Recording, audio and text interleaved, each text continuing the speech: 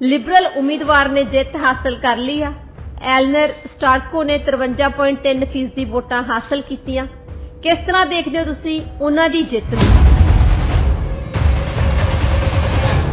ते इहदे विच कोई नवीं गल नहीं है। खास तौर ते देखा जाए तो इस वेले बहुत घट वोटां पईयां। उन्होंने परसेंटेज तो अजे इलैक्शन BC ने दस्सिया नहीं, पर पिछले तुसी 2 साल पहला जिहड़ी इलैक्शन हुई उन्हां कंपेयर करके देखो तो काफ़ी घट लगदा। दूसरा वड्डी गल आ प्रीमियर अपने आप ते उन्होंने अनाउंसमेंट्स तो कुछ कीतियां जिहड़ियां कहंदे सी पॉवर्टी फाइटिंग लई, इन्फ्लेशन आ, जे वो आ, रेंट कंट्रोल किया, वो तो लैंडलॉर्ड भी दुखी है तो रेंट ते जिहड़े रहिंदे वो भी दुखी है। जॉन शरे वर्गे जिहड़े पहले कंजरवेटिव हुंदे सी उन्हां नूं रिजैक्ट किया। 68% वोटां पईयां पार्टी दियां पीयर पॉलीवर। तुसीं देखिआ होना नेटो ने जोर लाता यूक्रेन ते।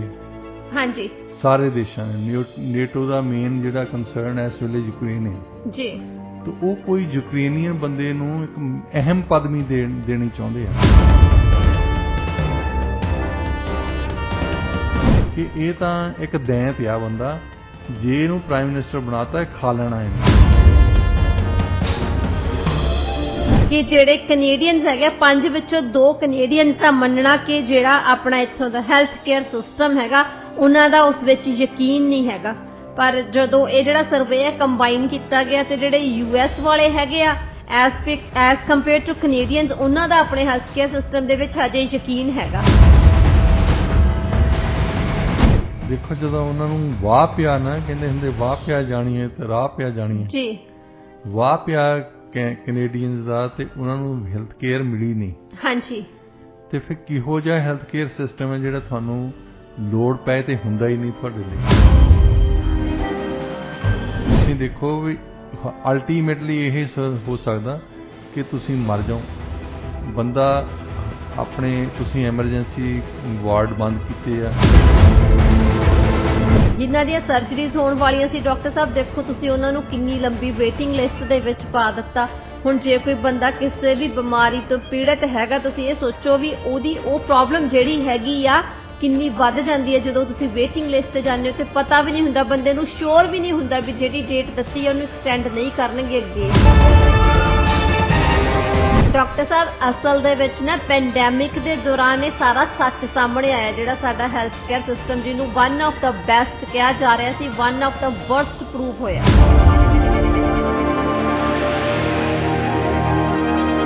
ਕਿਹੋ ਜਿਹਾ ਹੈਲਥ ਕੇਅਰ ਸਿਸਟਮ ਹੈ ਔਰ BC ਦੀ ਖਾਸ ਤੌਰ ਤੇ ਇੱਕ ਗੱਲ ਹੈ ਕਿ ਇਹਨਾਂ ਦਾ ਮੰਤਰੀ ਅੱਜ ਤਾਈਂ ਬੋਲਿਆ ਨਹੀਂ ਵੀ ਸਾਡੇ ਕ੍ਰਾਈਸਿਸ ਹੈ।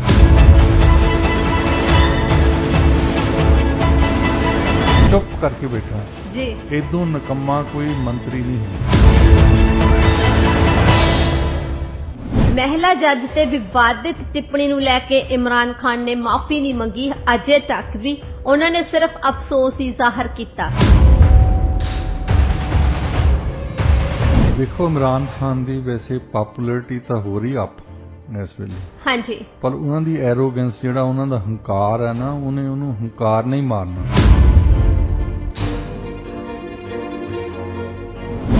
एक तो वो इस्लामाबाद पुलिस के खिलाफ बोले।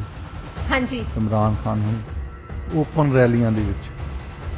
दूसरा इन्हों आदत पई है शायद पठाना वाली कि धमकियां देनी।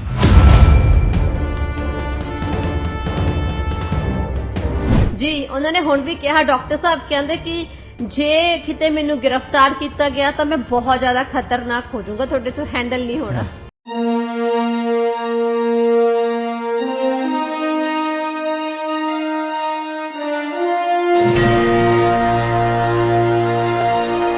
रेडियो इंडिया KRPA 1110 AM ਦੇ ਸਰੋਤਿਆਂ ਨੂੰ ਸੁਖਜੀਤ ਮੰਗਟ ਵੱਲੋਂ ਸਤਿ ਸ਼੍ਰੀ ਅਕਾਲ। 12 ਸਤੰਬਰ 2022 प्रोग्राम पंजाबी आवाज च तुहाडा स्वागत है। दुनिया भर च साडे प्रोग्राम तुसीं सुन सकते हो radioindia.ca ते US ते कैनेडा च साडे प्रोग्राम सुने जा सकते हैं KRPA 1110 AM ते। स्टूडियो का नंबर है 6045929191 6045929191। स्वागत करते हैं डॉक्टर शिंदर पुरेवाल जी का। डॉक्टर साहब प्रोग्राम च तुहाडा स्वागत है जी। Good morning. Good morning doctor साहब, गलबात का सिलसिला शुरू करते हैं जी। गल करते हैं आपां साउथ सरी दी बाय इलैक्शन बारे। लिबरल उम्मीदवार ने जित हासिल कर ली है। एलनर स्टार्को ने 53.3% वोटां हासिल कीतियां। किस तरह देखते हो तुसी उन्हां दी जित नूं? देखो, साउथ सरी वैसे नॉर्मली भी ना ये लिबरल कंस्टिट्यूएंसी मनी जाती है। दूसरा नॉर्मल ये भी गल है कि हमेशा जिहड़ी रूलिंग पार्टी है वो हरदी हुंदी है बाई इलैक्शन दे विच, ते इहदे विच कोई नवीं गल नहीं है। खास तौर ते देखा जाए तो इस वेले बहुत घट वोटां पईआं। उन्होंने परसेंटेज तो अजे इलैक्शनस BC ने दस्सिया नहीं, पर पिछले तुसी 2 साल पहला जिहड़ी इलैक्शन हुई उन्हां कंपेयर करके देखो तो काफ़ी घट लगदियां। हुण इहदे विच NDP ਦੇ स्ट्रैटेजिस्ट कुछ कह रहे सी कि जे असीं सारी फोर्स नूं इत्थे लिआउंदे, उन्हां नूं पोलिंग बूथ ताईं लैके जांदे तां असीं जिੱਤ सकदे सी। पर उन्हां नूं रोकिਆ ਕਿਹਨੇ ਸੀ? रोकिया उन्हां नूं जिहड़ी एक लेजीनेस आ जांदी है ना, पार्टी जो पावर दे विच आ जांदी है। कोई भी होवे, NDP होवे, BC लिबरल्स होण, फैडरल लिबरल्स होण, ਪਹਿਲਾਂ ਜਦੋਂ ਤੁਸੀਂ ਆਪੋਜੀਸ਼ਨ 'ਚ ਬੈਠੇ ਹੁੰਦੇ ਨਾ ਉਦੋਂ ਤੁਹਾਨੂੰ ਕੁਝ ਨਹੀਂ ਮਿਲਦਾ। ਬੋਰਡ ਤੇ ਕਮਿਸ਼ਨ ਤੇ ਜਿਹੜੀਆਂ ਨਿਯੁਕਤੀਆਂ ਹੁੰਦੀਆਂ, ਜਿਨ੍ਹਾਂ ਨੂੰ ਜਿਹੜੀਆਂ ਜੌਬਸ ਮਿਲਦੀਆਂ ਆ ਆਮ ਲੋਕਾਂ ਨੂੰ, ਉਹ ਕੁਝ ਨਹੀਂ ਮਿਲਦਾ। ਤੁਹਾਡੀ ਕੋਈ ਤਾਕਤ ਨਹੀਂ ਹੁੰਦੀ। ਉਸ ਵੇਲੇ ਬੰਦਿਆਂ ਦੇ ਵਿੱਚ ਨੱਠਣ ਭੱਜਣ ਦੀ ਥੋੜੀ ਜੀ ਇੱਕ એનર્ਜੀ ਹੁੰਦੀ ਹੈ ਕਿ ਅਸੀਂ ਕੁਝ ਕਰੀਏ, ਸਾਡੀ ਸਰਕਾਰ ਹੋਵੇ, ਸਾਨੂੰ ਕੁਝ ਦੇਵੇ। ਜਦੋਂ ਤੁਹਾਡੀ ਸਰਕਾਰ ਬਣ ਜਾਂਦੀ ਹੈ ਤਾਂ ਉਹ ਜਿਹੜੇ ਮੇਨ ਐਕਟਿਵਿਸਟ ਆ ਨਾ ਉਹਨਾਂ ਨੂੰ ਤਾਂ ਮਿਲ ਜਾਂਦੀਆਂ ਨਿਯੁਕਤੀਆਂ, ਤੇ ਜਦੋਂ ਨਿਯੁਕਤੀਆਂ ਮਿਲ ਜਾਂਦੀਆਂ ਉਹ ਫਿਰ ਸੋਚਦੇ ਵੀ ਇਸ ਤੋਂ ਬਾਅਦ ਮੈਨੂੰ ਗਵਰਨਰ ਤਾਂ ਬਣਾਉਣਾ ਨਹੀਂ, ਇਹਨੇ ਜੋ ਕੁਝ ਦੇਣਾ ਸੀ ਦੇ ਦਿੱਤਾ ਹੈ। ਉਹ ਫਿਰ ਲੇਜ਼ੀਨੈਸ ਇੱਕ ਆ ਜਾਂਦੀ ਹੈ ਨਾ। ਸਰਕਾਰ ਜਿਹੜਾ ਵੀ ਬੰਦਾ ਪਾਵਰ ਦੇ ਵਿੱਚ ਬਹਿ ਗਿਆ ਉਹਦੇ 'ਚ ਲੇਜ਼ੀਨੈਸ ਆ ਗਈ ਜੀ। ਦੂਸਰੇ ਬੰਦੇ ਜ਼ਿਆਦਾ ਐਕਟਿਵ ਹੁੰਦੇ ਆ। BC ਲਿਬਰਲਸ ਇਸ ਵੇਲੇ ਐਕਟਿਵ ਹੋਣੇ, ਹਾਂਜੀ, ਕਿਉਂਕਿ ਉਹ ਬਾਹਰ ਫਿਰਦੇ ਆ, ਉਹਨਾਂ ਨੂੰ ਕੁਝ ਮਿਲਦਾ ਨਹੀਂ ਇਸ ਵੇਲੇ। ਪਾਵਰ ਜਿਹਦੇ ਕੋਲ ਐਗਜ਼ੈਕਟਿਵ ਪਾਵਰ ਹੋਵੇ ਉਹਨਾਂ ਨੇ ਡਿਸਾਈਡ ਕਰਨਾ ਹੈ। ਸੋ ਇਸ ਕਰਕੇ ਜਿਹੜੀ ਇਹਨਾਂ ਨੂੰ ਆਸ ਲਾਈ ਸੀ ਨਾ ਸਟ੍ਰੈਟੇਜਿਸਟ ਨੇ ਕਿ ਅਸੀਂ ਲੋਕੀ ਲੈ ਕੇ ਜਾਵਾਂਗੇ ਉੱਥੇ, ਜੇ ਕਿਉਂਕਿ ਵੋਟਾਂ ਬਹੁਤ ਘੱਟ ਪਈਆਂ, ਹਾਂਜੀ, ਕੋਈ ਰੀਜ਼ਨ ਨਹੀਂ ਸੀ ਵੀ ਇਹ ਸੀਟ ਨਾ ਜਿੱਤਣ, ਪਰ ਜਿੱਤਣਗੇ ਕਿਹਦੇ ਸਿਰ ਤੇ?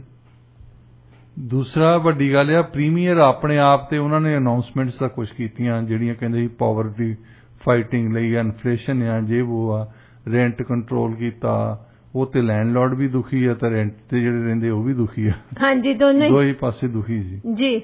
ਤੇ ਉਹਨਾਂ ਨੇ ਆਪ ਛੱਡ ਜਾਣਾ, ਉਹਨਾਂ ਨੇ ਆਪ ਅਸਤੀਫਾ ਦੇ ਦੇਣਾ, ਉਹਨਾਂ ਦੀ ਕੋਈ ਦਿਲਚਸਪੀ ਜਿਹੀ ਲੱਗਦੀ ਨਹੀਂ ਸੀ ਜਿੱਦਾਂ ਉਹ ਖੜੇ ਸੀ। ਮੇਰਾ ਖਿਆਲ ਉਹ ਦੁਖੀ ਹੋਏ ਆ ਇਸ ਗੱਲ ਕਰਕੇ ਕਿ ਅਜੇ ਉਹਨਾਂ ਨੇ ਅਸਤੀਫਾ ਦੇਣਾ ਚਾਹੁੰਦੇ ਆ ਕਿਉਂਕਿ ਉਹਨਾਂ ਦੀ ਸਿਹਤ ਵੀ ਠੀਕ ਨਹੀਂ ਹੈ, ਹਾਂਜੀ। ਤੇ ਸੋ ਇਹਦੇ ਵਿੱਚ NDP ਦੇ 'ਚ ਉਹ ਐਨਰਜੀ ਨਹੀਂ ਨਜ਼ਰ ਆਉਂਦੀ ਸੀ ਜਿਹੜੀ ਆਉਣੀ ਚਾਹੀਦੀ, ਜਿਹੜੀ 2018 'ਚ ਸੀ ਇਹਨਾਂ ਦੇ ਵਿੱਚ, ਹਾਂਜੀ। ਕਿਉਂਕਿ ਬਹੁਤ ਚਿਰ ਤੁਸੀਂ ਜਦੋਂ 17-18 ਸਾਲ ਬਾਅਦ ਪਾਵਰ ਤੋਂ ਬਾਹਰ ਬੈਠਦੇ ਨਾ ਉਦੋਂ ਤੁਸੀਂ ਜ਼ਿਆਦਾ ਐਕਟਿਵ ਹੁੰਦੇ ਜੀ। ਫਿਰ ਉਹ ਐਕਟੀਵਿਟੀ ਨਹੀਂ ਰਹਿੰਦੀ। ਜਿੱਦਾਂ ਹੁਣ ਤੁਸੀਂ ਕੰਜ਼ਰਵੇਟਿਵ ਪਾਰਟੀ ਵੱਲ ਦੇਖੋ, ਹੁਣ ਉਹਨਾਂ ਨੇ ਪਹਿਲੇ ਜਿਹੜੇ ਜੌਨ ਸ਼ਰੇ ਵਰਗੇ ਜਿਹੜੇ ਪਹਿਲੇ ਕੰਜ਼ਰਵੇਟਿਵ ਹੁੰਦੇ ਸੀ ਉਹਨਾਂ ਨੂੰ ਰਿਜੈਕਟ ਕੀਤਾ। 68% ਵੋਟਾਂ ਪਈਆਂ ਪਾਰਟੀ ਦੀਆਂ ਪੀਅਰ ਪੋਲੀਵਰ ਨੂੰ, ਹਾਂਜੀ। ਹੁਣ ਪੀਅਰ ਪੋਲੀਵਰ ਨੂੰ ਉਹਨੂੰ ਦੇਖਦਾ ਹੈ ਕਿ ਇਹ ਯੂਥ ਹੈ, ਯੰਗ ਹੈ, ਤੇ ਇਹ ਲੋਕਾਂ ਨੂੰ ਜਿਹੜੇ ਖਾਸ ਤੌਰ ਤੇ ਨੌਜਵਾਨ ਹੈ ਉਹਨਾਂ ਨੂੰ ਅਟਰੈਕਟ ਕਰਨਗੇ, ਕਿਉਂਕਿ ਕਿਸੇ ਜ਼ਮਾਨੇ ਦੇ ਵਿੱਚ ਸਭ ਤੋਂ ਪਹਿਲਾਂ ਤਾਂ ਜਸਟਿਨ ਟਰੂਡੋ ਨੇ ਅਟਰੈਕਟ ਕੀਤਾ ਸੀ ਨੌਜਵਾਨਾਂ ਨੂੰ, ਹਾਂਜੀ। ਫਿਰ ਜਗਮੀਤ ਸਿੰਘ ਵੱਲ ਹੋਏ, ਹੁਣ ਪੀਅਰ ਪੋਲੀਵਰ ਵੱਲ ਜ਼ਿਆਦਾ ਜਿਹੜੀਆਂ ਯੂਥ ਵੋਟਰਸ ਹੈ ਜੀ। ਕੀ ਉਹ ਰਹਿੰਦੇ ਆ ਜਾਂ ਨਹੀਂ ਰਹਿੰਦੇ? ਕਿਉਂਕਿ ਜਦੋਂ ਤੁਸੀਂ ਆਪੋਜੀਸ਼ਨ ਦੇ ਵਿੱਚ ਹੈ ਨਾ ਉਦੋਂ ਸੌਖਾ ਕੰਮ ਇਹ ਹੈ, ਇੱਕ ਮੈਂਬਰ ਨੂੰ ਜਿਹੜਾ ਲੀਡਰ ਨਹੀਂ ਆ ਉਹਨੂੰ ਖੜਾ ਹੋ ਕੇ ਤਾਂ ਇੱਕ ਆਲੋਚਨਾ ਕਰਨੀ ਬੜੀ ਸੌਖੀ ਹੈ, ਜਿੱਦਾਂ ਅਸੀਂ ਕਰੀ ਜਾਂਦੇ ਇੱਥੇ ਬੈਠੇ, ਹਾਂਜੀ। ਜੇ ਤੁਸੀਂ ਐਕਚੁਅਲੀ ਇੰਪਲੀਮੈਂਟ ਕਰਨੀ ਹੋਵੇ, ਤੁਹਾਨੂੰ ਕੋਈ ਪੁੱਛੇ ਵੀ ਤੁਸੀਂ ਦੱਸੋ ਕੀ ਕਰੋਗੇ, ਹਾਂਜੀ। ਹੁਣ ਉਸ ਪੋਜੀਸ਼ਨ ਤੇ ਆ ਗਏ ਨਾ, ਹੁਣ ਆਪੋਜੀਸ਼ਨ ਲੀਡਰ ਆ ਜਿਹਨੂੰ ਅਸੀਂ ਕਹਿੰਦੇ ਆ ਪ੍ਰਾਈਮ ਮਿਨਿਸਟਰ ਇਨ ਵੇਟਿੰਗ, ਜੀ ਉਹਨੂੰ ਪੁੱਛਣਗੇ, ਮੀਡੀਆ ਵੀ ਸਵਾਲ ਕਰਦਾ ਕਿ ਤੁਸੀਂ ਹੁਣ ਇਹਦੀ ਨੁਕਤਾਚੀਨੀ ਤਾਂ ਕਰ ਦਿੱਤੀ ਹੈ, ਪਰ ਤੁਸੀਂ ਕੀ ਕਰੋਗੇ? ਹਾਂਜੀ, ਤੁਸੀਂ ਵੱਖਰਾ ਦੱਸੋ ਕੀ ਕਰੋਗੇ। ਇਹ ਲਈ ਹੁਣ ਸੋਚਣਾ ਪੈਣਾ। ਹਾਂਜੀ, ਕਿ ਉਹ ਨੁਕਤਾਚੀਨੀ ਬਹੁਤ ਸੌਖੀ ਹੈ। ਹਾਂਜੀ, ਆਲੋਚਨਾ ਕਰਨੀ ਸੌਖੀ ਆ। ਆਲੋਚਨਾ ਕਰਨੀ ਸੌਖੀ ਆ ਵੀ ਅਸੀਂ ਆਹ ਨਹੀਂ ਕਰਦੇ, ਉਹ ਸੌਖੀ ਆ। ਮੀਡੀਆ ਵੀ ਕਰਦਾ ਹੈ। ਹਾਂਜੀ, ਜੇ ਮੀਡੀਆ ਨਹੀਂ ਕਰਦਾ ਤਾਂ ਉਹਨੂੰ ਕੋਈ ਸੁਣਦਾ ਨਹੀਂ ਜੀ। ਪਰ ਉਹਨਾਂ ਨੂੰ ਪੁੱਛੇ ਵੀ ਤੁਸੀਂ ਦੱਸੋ ਵੀ ਇਹਦੇ ਬਦਲਵੇਂ ਰੂਪ ਦੇ ਵਿੱਚ ਕੀ ਲੈ ਕੇ ਆਉਂਗੇ। ਹਾਂਜੀ, ਤੁਹਾਡੇ ਕੋਲੇ ਕਿਹੜੇ ਵਿਕਲਪ ਆ? ਤੁਹਾਡੇ ਤੋਂ ਦੱਸੋ ਕਿਹੜੀ ਜਾਦੂ ਦੀ ਛੜੀ ਹੈ। ਹਾਂਜੀ, ਉਹ ਕੀ ਕਰੋਗੇ? ਹੁਣ ਉਹਨਾਂ ਤੇ ਜਿਹੜੇ ਲਿਬਰਲ ਸਟ੍ਰੈਟੇਜਿਸਟ ਹੈ ਇਸ ਵੇਲੇ ਫੈਡਰਲੀ, ਉਹਨਾਂ ਦੇ ਵਿੱਚ ਦੋ ਰਾਵਾਂ ਇਸ ਵੇਲੇ। ਇੱਕ ਰਾਏ ਤਾਂ ਹੈਗੀ ਹੈ ਕਿ ਪੀਅਰ ਪੋਲੀਵਰ ਹੁਣੇ ਹੀ ਬਣੇ ਆ, ਬਿਫੋਰ ਹੀ ਡਿਫਾਈਨਸ ਹਿਮਸੈਲਫ। ਆਪਣੇ ਆਪ ਜਦੋਂ ਉਹਨਾਂ ਨੇ ਬਣਾ ਲਿਆ ਨਾ ਆਪਣਾ ਔਰਾ, ਫੇਰ ਮੁਸ਼ਕਲ ਹੋਣੀ ਆ, ਹੁਣੇ ਹੀ ਇਹਨਾਂ ਨੂੰ ਢਾਲੋ। ਹਾਂਜੀ, ਉਹ ਬੰਦੇ ਹੈਗੇ ਜਿਹੜੇ ਕਹਿੰਦੇ ਕਿ ਫਾਲ ਇਲੈਕਸ਼ਨ ਹੋਣੀ ਚਾਹੀਦੀ ਹੈ। ਪਹਿਲਾਂ ਕਿਆਸ ਰਾਈਆਂ ਅੱਜ ਤੋਂ ਥੋੜੇ ਮਹੀਨੇ ਪਹਿਲਾਂ ਲਾਉਂਦੇ ਸੀ ਕਿ ਜਸਟਿਨ ਟਰੂਡੋ ਨੇ ਜਾਂਦੇ ਲੱਗਣਾ, ਕ੍ਰਿਸਟੀਆ ਫਰੀਲੈਂਡ ਨੇ ਆ ਜਾਣਾ। ਹੁਣ ਕ੍ਰਿਸਟੀਆ ਫਰੀਲੈਂਡ ਨੇ ਪਿੱਛੇ ਜਾਏ, ਤੁਸੀਂ ਦੇਖਿਆ ਹੋਣਾ ਨੇਟੋ ਨੇ ਜ਼ੋਰ ਲਾਤਾ ਯੂਕਰੇਨ ਤੇ। ਹਾਂਜੀ, ਸਾਰੇ ਦੇਸ਼ਾਂ ਨੇ। ਨੇਟੋ ਦਾ ਮੇਨ ਜਿਹੜਾ ਕੰਸਰਨ ਇਸ ਵੇਲੇ ਯੂਕਰੇਨ ਹੈ ਜੀ। ਤਾਂ ਉਹ ਕੋਈ ਯੂਕਰੇਨੀਅਨ ਬੰਦੇ ਨੂੰ ਇੱਕ ਅਹਿਮ ਪਦਵੀ ਦੇਣੀ ਚਾਹੁੰਦੇ ਆ। ਤੇ ਜਿੰਨੇ ਹੁਣ ਯੂਕਰੇਨ ਵਾਲੇ ਆ ਉਹ ਤਾਂ ਕੋਈ ਨੇਟੋ ਦੇ ਮੈਂਬਰ ਨਹੀਂ। ਤੇ ਜੇ ਯੂਕਰੇਨੀਅਨ ਕੋਈ ਪ੍ਰੋਮੀਨੈਂਟ ਯੂਕਰੇਨੀਅਨ ਹੈਗਾ ਨੇਟੋ ਕੰਟਰੀਜ਼, ਉਹ ਕ੍ਰਿਸਟੀਆ ਫਰੀਲੈਂਡ ਆ ਜੀ। ਉਹ ਯੂਕਰੇਨੀਅਨ ਮੂਲ ਦੀ ਆ। ਹਾਂਜੀ, ਤਾਂ ਇਸ ਕਰਕੇ ਉਹਨਾਂ ਨੂੰ ਮੇਰਾ ਖਿਆਲ ਆਸ ਆ 1-2 ਮਹੀਨਿਆਂ ਸ਼ਾਇਦ ਪਤਾ ਲੱਗ ਜਾਊਗਾ ਕਿ ਉਹਨਾਂ ਨੂੰ ਵੱਡੀ ਕੋਈ ਪਦਵੀ ਦੇਣੀ ਹੈ ਨੇਟੋ ਨੇ।